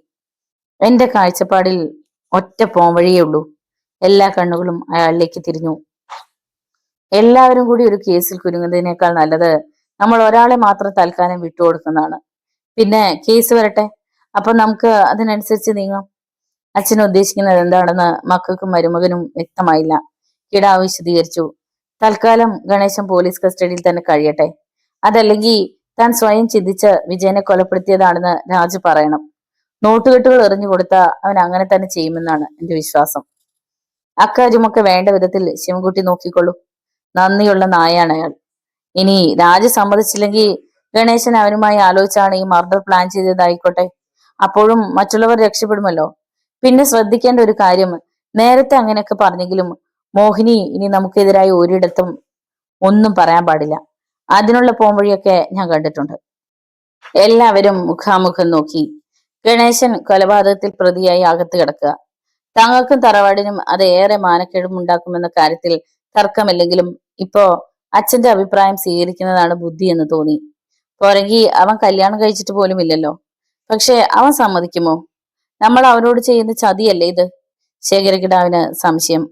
സമ്മതിക്കാതെ അവൻ എവിടെ പോവാൻ? പക്ഷേ ചതിയല്ലല്ലോ ഇത്, തന്ത്രമല്ലേ? കിടാവ് തന്റെ ഭാഗം ന്യായീകരിച്ചു. എന്തായാലും നേരത്തെ ഇതേക്കുറിച്ച് അളിയനോട് സംസാരിക്കണം. അക്കാര്യത്തിൽ ജനാർദ്ദന് നിർബന്ധമുണ്ടായിരുന്നു. അങ്ങനെ ചെയ്യാം. മറ്റുള്ളവർ സമ്മതിച്ചു. മോഹിനി അപ്പോ തന്റെ മുറിക്കുള്ളിൽ ഉറങ്ങാതെ കിടക്കുകയായിരുന്നു. അമ്മ മായാവതി ഇപ്പോഴാണ് അവിടെ നിന്ന് ഇറങ്ങിപ്പോയത്. ജാതിത്തോട്ടത്തിൽ ബോധമറ്റു വീണ താൻ എങ്ങനെ ഈ മുറിക്കുള്ളിൽ എത്തിയെന്നൊന്നും അവൾക്ക് അറിഞ്ഞുകൂടാ. കണ്ണു തുറക്കുമ്പോ ഇവിടെയായിരുന്നു. ശരീരത്തിലെ തൊലി ഒരുപാട് ഉരഞ്ഞു പൊട്ടിയിരുന്നു. തന്നെ നിലത്തുകൂടി വലിച്ചഴിച്ചുകൊണ്ട് വന്നതായിരിക്കുമെന്ന് അവൾക്ക് തോന്നി. ചോദ്യം ചെയ്യലൊന്നും മറ്റാരുടെയും ഭാഗത്തു നിന്ന് ഇതുവരെ ഉണ്ടായിട്ടില്ല. അതിന് നാളെ രാവിലെയാവും. എന്താണെങ്കിലും ശരി തന്റെ ഭാഗത്തുണ്ടെന്ന് ഇപ്പോഴും അവർ വിശ്വസിക്കുന്നില്ല. കുറെ കൂടി നേരത്തെ തനിക്ക് ഇങ്ങനെ പ്രതികരിക്കാൻ തോന്നിയിരുന്നെങ്കിൽ സത്യനെ തനിക്ക് നഷ്ടപ്പെടില്ലായിരുന്നുവെന്ന് ഉള്ളിന്റെ ഉള്ളിലിരുന്ന് ആരോ മന്ത്രിക്കുന്നത് പോലെ അവൾക്ക് തോന്നി. ഇത്രയും നേരം അമ്മയുടെ ഉപദേശങ്ങളായിരുന്നു. അച്ഛനെയും ഏട്ടന്മാരെയും മറ്റും ഒറ്റുകൊടുത്തതിൽ ന്യായം കണ്ടെത്താൻ അമ്മയ്ക്ക് ആവുന്നില്ല. മോഹിനി ദീർഘമായി ഒന്ന് നിശ്വസിച്ചുകൊണ്ട് എണീറ്റു. മുറിയുടെ മൂലയിൽ വെച്ചിരുന്ന കൂജയിൽ നിന്ന് അല്പം വെള്ളമെടുത്ത് കുടിച്ചു. തലയ്ക്ക് ശരീരത്തിനും വല്ലാത്ത ഭാരം. താഴെ ഇപ്പോഴും ആരും ഉറങ്ങിയിട്ടില്ലെന്ന് അവൾ അറിഞ്ഞു. ഇനി നിങ്ങൾ പോയി കിടന്ന് ഉറങ്ങിക്കോളൂ, കിടാവ് നിർദ്ദേശിച്ചു. മക്കളും മരുമകനും എണീറ്റു പോയി. കിടാവ് പുറത്തു വന്ന് ചാരുകസേരയിലിരുന്നു. അപ്പോൾ വീശി വന്ന ചെറുകാറ്റിന് ജാതിപ്പൂക്കളുടെ ഗന്ധം. അയാൾ ഇരുട്ടിലേക്ക് നോക്കി. തന്റെ ആളുകൾ ഇതുവരെ ലക്ഷ്യം പൂർത്തിയാക്കി മടങ്ങി വന്നില്ലല്ലോ.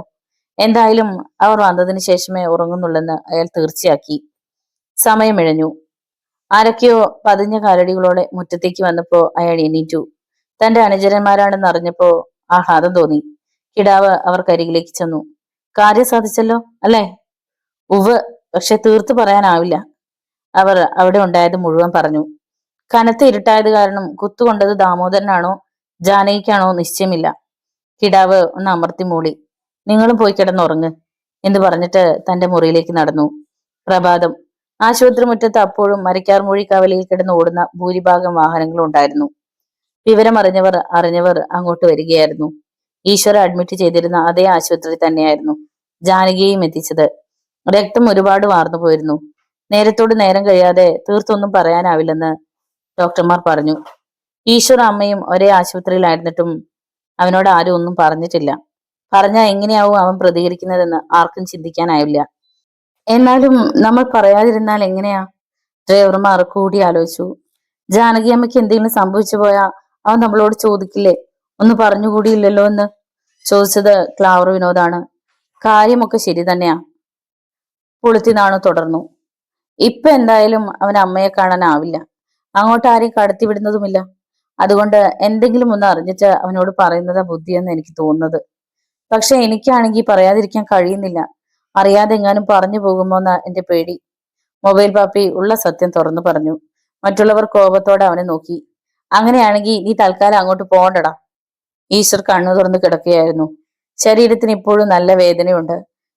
മുഖമൊക്കെ നീര് വന്ന് വീർത്തിരുന്നു. ഇപ്പോഴും ഡ്രിപ്പ് ഇട്ടിട്ടുണ്ട്. ലോകകപ്പിൽ താൻ അനുഭവിക്കേണ്ടി വന്ന പീഡനത്തെക്കുറിച്ച് ഓർക്കുമ്പോൾ തന്നെ രക്തം തിളക്കുകയാണ്. കിടാക്കന്മാർക്ക് വേണ്ടി ദാസ്യവേല ചെയ്യുന്ന കാക്കിധാരികൾ ഒന്നിനെയും വിടില്ല താൻ. മനസ്സിൽ ഓരോന്നും മടിവരയിട്ട് എഴുതി ചേർക്കുകയായിരുന്നു അവൻ. ഇനി യുദ്ധകാന്ഡം. അവസാനം ആരെയും മരണമാണ് കാത്തിരിക്കുന്നത്. അത് തനിക്കിപ്പം നേരത്തെ ആയാലും വിരോധമില്ല. കൃഷ്ണമാഷ് മുറിക്കുള്ളിലേക്ക് വന്നപ്പോ അവൻ എണീക്കാൻ ഭാവിച്ചു. വേണ്ട ഈശ്വർ, കിടന്നോളൂ. പുഞ്ചിരിച്ചുകൊണ്ട് മാഷ അവന്റെ അരികിൽ കിടക്കിയിലിരുന്നു. ആ മുഖത്തേക്ക് കുറച്ചു നേരം മൗനത്തോടെ നോക്കിയിരുന്നു. എന്താ മാഷെ ഇങ്ങനെ നോക്കുന്നത്? ഒന്നുമില്ല. അല്ല, എന്തോ ഉണ്ടെന്ന് മാഷിന്റെ മുഖം കണ്ടാൽ അറിയാം. ഒക്കെ ഈശ്വരന് തോന്നുന്നതാ. നിഷേധഭാവത്തിൽ അവൻ തലയനക്കി. എനിക്ക് അങ്ങനെയൊക്കെ വന്നുപോയല്ലോ എന്ന് ചിന്തിച്ചതാണെങ്കിൽ അത് വേണ്ട. I am all right. നാളെയോ മറ്റന്നാളോ ഞാൻ പുറത്തു വരും. മാഷ് ദീർഘമായി ഒന്ന് നിശ്വസിച്ചു. ജാനകിയെ കുറിച്ച് പറയുവാൻ പലവട്ടം നാവ് ചലിച്ചതാണ്.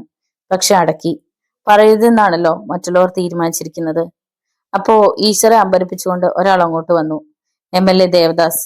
അയാൾ വരുമെന്ന് അവൻ ഒട്ടും കരുതിയിരുന്നില്ല. കൃഷ്ണമാഷ് എണീറ്റു. ദേവദാസ് സ്വതസിദ്ധമായ ശൈലിയിൽ ചിരിച്ചു. നീ അകത്തായെന്ന് അറിയാൻ വൈകിപ്പോയി ഈശ്വരെ. അല്ലെങ്കിൽ ഒരു പോലീസുകാരനും നിന്റെ മേൽ കൈവയ്ക്കില്ലായിരുന്നു. ഇന്നലെ രാവിലെ തിരുവനന്തപുരത്തേക്ക് പോയ ഞാൻ മടങ്ങി വരുന്ന വഴിക്ക് വിവരം അറിഞ്ഞ് നേരെ ഇങ്ങോട്ട് കയറിയതാ. ഈശ്വർ ഒന്നും പറഞ്ഞില്ല. തിളച്ചു വന്ന രോഷം കടിച്ചമർത്തുകയായിരുന്നു. ആട്ടിൻതോൽ അണിഞ്ഞ് ചെന്നായി. അവന്റെ മുഖഭാവത്തിൽ നിന്നും കൃഷ്ണമാഷ് വിവരം ഗ്രഹിച്ചെങ്കിലും അത് ശ്രദ്ധിക്കാത്ത ഭാവത്തിലായിരുന്നു ദേവദാസ്. ഇത്തവണയും എന്നെ എവിടെ തന്നെ മത്സരിപ്പിക്കാൻ പാർട്ടി തീരുമാനിച്ചിരിക്കുന്നു.